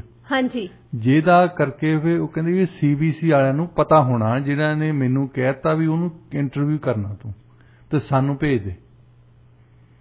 ਤੇ ਇਹ ਇੰਨੀ ਸੀਕ੍ਰੇਸੀ ਹੈ ਕਿ CBC ਨੇ ਅੱਜ ਤਾਈਂ ਇਹ ਕਿਲ ਲਿਸਟ ਬਾਰੇ ਕੋਈ ਗੱਲ ਨਹੀਂ ਕੀਤੀ। ਵੈਸੇ ਉਹ ਪ੍ਰਾਈਵੇਟਲੀ ਉਹ ਕਹਿੰਦੀ ਕਿ ਮੈਨੂੰ ਅਪ੍ਰੈਲ ਦੇ ਵਿੱਚ ਕਿਹਾ ਸੀ ਇਹਨਾਂ ਨੇ, ਤੇ ਇਹਨਾਂ ਨੂੰ ਉਸ ਕਿਲ ਲਿਸਟ ਦਾ ਪਤਾ ਸੀ। ਹੁਣ ਲੋਕਾਂ ਦੇ ਵਿੱਚ ਨਸ਼ਰ ਕੀਤੀ ਹੈ ਨਹੀਂ ਕੀਤੀ, ਇਹ ਕਿਉਂ ਨਹੀਂ ਕੀਤੀ ਇਹ ਦੇਖਿਆ ਜਾਣਾ ਜੀ। ਉਹਨਾਂ ਨੇ ਮਾਰਸ਼ਲ ਲਾ ਲਾਇਆ। ਕਿਲ ਲਿਸਟ ਦੇ ਵਿੱਚ ਬਹੁਤੇ ਜ਼ਿਆਦਾ ਬੰਦੇ ਤਾਂ ਹੈਗੇ ਯੂਕਰੇਨੀਅਨ ਉਹ ਬੰਦੇ ਜਿਹੜੇ ਉਹਨੂੰ ਆਪੋਜੀਸ਼ਨ ਕਰਦੇ ਆ, ਜਿੱਦਾਂ ਬਲੌਗਰਸ ਆ। ਜਿਹੜਾ ਵੀ ਕੋਈ ਬੰਦਾ ਸਰਕਾਰ ਦੇ ਖਿਲਾਫ ਕੁਝ ਬੋਲਦਾ ਜਾਂ ਵੈਸੇ ਵੀ ਕੋਈ ਗੱਲ ਕਰਦਾ ਤਾਂ ਇਹ ਉਹਨੂੰ ਸਜ਼ਾ ਜ਼ਰੂਰ ਦਿੰਦੇ ਆ। ਜਿਹੜੇ ਬੰਦੇ ਬਹੁਤ ਹੀ ਜ਼ਿਆਦਾ ਐਕਟਿਵ ਆ ਨਾ, ਹਾਂਜੀ, ਉਹਨਾਂ ਨੂੰ ਫਿਰ ਕਿਲ ਲਿਸਟ ਦੇ ਉੱਤੇ ਪਾਇਆ ਹੈ ਉਹਨਾਂ ਨੇ। ਤੇ ਇਹਨਾਂ ਦੇ ਵਿੱਚ ਯੂਕਰੇਨੀਅਨ ਬੰਦਿਆਂ ਤੋਂ ਇਲਾਵਾ ਉਹ ਜਰਨਲਿਸਟ ਜਾਂ ਪਬਲਿਕਲੀ ਜਿਹੜੇ ਪਬਲਿਕ ਡੋਮੇਨ ਦੇ ਵਿੱਚ ਬੰਦੇ ਆ, ਜਿਹੜੇ ਯੂਕਰੇਨ ਦੀ ਲੜਾਈ ਦੇ ਆਪੋਜੀਸ਼ਨ ਦੇ ਵਿੱਚ ਆ, ਹਾਂਜੀ, ਉਹਨਾਂ ਦਾ ਨਾਮ ਹੈ ਜੀ ਕਿਲ ਲਿਸਟ ਦੇ ਵਿੱਚ। ਸੋ ਇਹ ਜਰਨਲਿਸਟ ਨੇ, ਵੈਸੇ ਉਹ ਕਹਿੰਦੀ ਕਿ ਮੇਰੀ ਕਦੇ ਨਾ CBC ਨੇ ਨਾ ਕਿਸੇ ਹੋਰ ਨੇ ਲਾਈ ਹੈ ਖਬਰ, ਤੇ ਉਹ ਆਪਣਾ ਬਲੌਗ ਲਿਖਦੀ ਕਰਕੇ, ਤੇ ਉਹ ਬਲੌਗ ਨੂੰ ਤੁਸੀਂ ਬੰਦ ਕਰ ਨਹੀਂ ਸਕਦੇ। ਹਾਂਜੀ, ਤੇ ਪਰ ਉਹਨੇ CBC ਦਾ ਰੈਫਰੈਂਸ ਇਸ ਕਰਕੇ ਦਿੱਤਾ, ਕਹਿੰਦੀ ਵੀ ਜੇ ਅਪ੍ਰੈਲ ਦੇ ਵਿੱਚ ਇਹਨਾਂ ਨੂੰ ਇੰਨਾ ਪਤਾ ਸੀ ਵੀ ਮੈਂ ਕਿਸੇ ਕਾਨਫਰੰਸ ਤੇ ਗਈ ਹਾਂ, ਤਾਂ ਜਿਹੜਾ ਕਿ ਕਿਲ ਲਿਸਟ ਦੀ ਇੰਟੈਲੀਜੈਂਸ ਵਾਲਿਆਂ ਨੂੰ ਹੀ ਪਤਾ ਸੀ ਜੀ, ਤੇ ਇਹਦੇ ਬਾਰੇ ਹੋਰ ਕੋਈ ਨਹੀਂ ਇਹਨਾਂ ਨੇ ਜ਼ਿਕਰ ਕੀਤਾ, ਆਪਣੇ ਕੋਈ ਨਿਊਜ਼ ਕਾਸਟ ਦੇ ਵਿੱਚ ਜ਼ਿਕਰ ਨਹੀਂ ਕੀਤਾ ਅੱਜ ਤਾਈਂ। 4 ਮਹੀਨੇ ਹੋ ਗਏ। ਤੇ ਤੁਸੀਂ ਦੇਖਦੇ ਹੋ ਕਿ ਜਿਹੜੇ ਬੰਦੇ ਦੋਏ ਪਾਰਟੀਆਂ ਇਦਾਂ ਹੀ ਕਰਦੀਆਂ ਹੋਣੀਆਂ, ਰਸ਼ੀਆ ਵਾਲੇ ਵੀ ਤੇ ਯੂਕਰੇਨ ਵਾਲੇ ਵੀ, ਸਭ ਤੋਂ ਪਹਿਲਾਂ ਦੇ ਟਰਾਈ ਟੂ ਕਿਲ ਜਿਹੜਾ ਵੀ ਸੱਚਾਈ ਬਾਹਰ ਭੇਜਣ ਦੀ ਕੋਸ਼ਿਸ਼ ਕਰਦਾ, ਜਿਹੜਾ ਲਿਖਣ ਦੀ ਕੋਸ਼ਿਸ਼ ਕਰਦਾ ਕਿਸੇ ਵੀ ਤਰੀਕੇ ਦੇ ਨਾਲ। ਹੁਣ ਜਿਹੜੀ ਆ ਕੁੜੀ ਮਾਰੀ ਜਰਨਲਿਸਟ, ਹਾਂਜੀ, ਕਿਹਨੇ ਮਾਰੀ ਕਿਹਨੇ ਨਹੀਂ, ਉਹ ਕਹਿੰਦੀ ਇਹ ਤਾਂ ਸਾਨੂੰ ਪਤਾ ਨਹੀਂ, ਪਰ ਉਹ ਲਿਸਟ ਤੇ ਇੰਨਾ ਲਿਖਿਆ ਆ ਵੀ ਡਨ ਜੀ, ਇਹਨੂੰ ਕਰ ਦਿੱਤਾ ਕੰਮ ਜੀ। ਇਹ ਕਿਹਨੇ ਕੀਤਾ ਕਿਹਨੇ ਨਹੀਂ ਕੀਤਾ ਇਹ ਅਜੇ ਇੰਟੈਲੀਜੈਂਸ ਏਜੰਸੀ ਦੱਸ ਸਕਦੀ ਜੀ। ਡਾਕਟਰ ਸਾਹਿਬ, ਵੈਸੇ ਵੀ ਉਹ ਡਿਊਗਨ ਨੇ ਕਿਹਾ ਵੀ ਸੀ ਵੀ ਜਿਹੜੀ ਉਹਦੀ ਕੁੜੀ ਹੈਗੀ ਆ ਉਹਨੇ ਰਸ਼ੀਆ ਦੇ ਲਈ ਆਪਣੀ ਜਾਨ ਦੇ ਦਿੱਤੀ, ਇਸੇ ਕਰਕੇ ਉਹਦਾ ਕਤਲ ਕੀਤਾ ਗਿਆ। ਹੁਣ ਹੋ ਸਕਦਾ ਰਸ਼ੀਆ ਵਾਲਿਆਂ ਨੇ ਉਹਦੀ ਜਾਨ ਲੈ ਲਈ ਹੋਵੇ, ਹਾਂਜੀ, ਕੀ ਪਤਾ ਜੀ।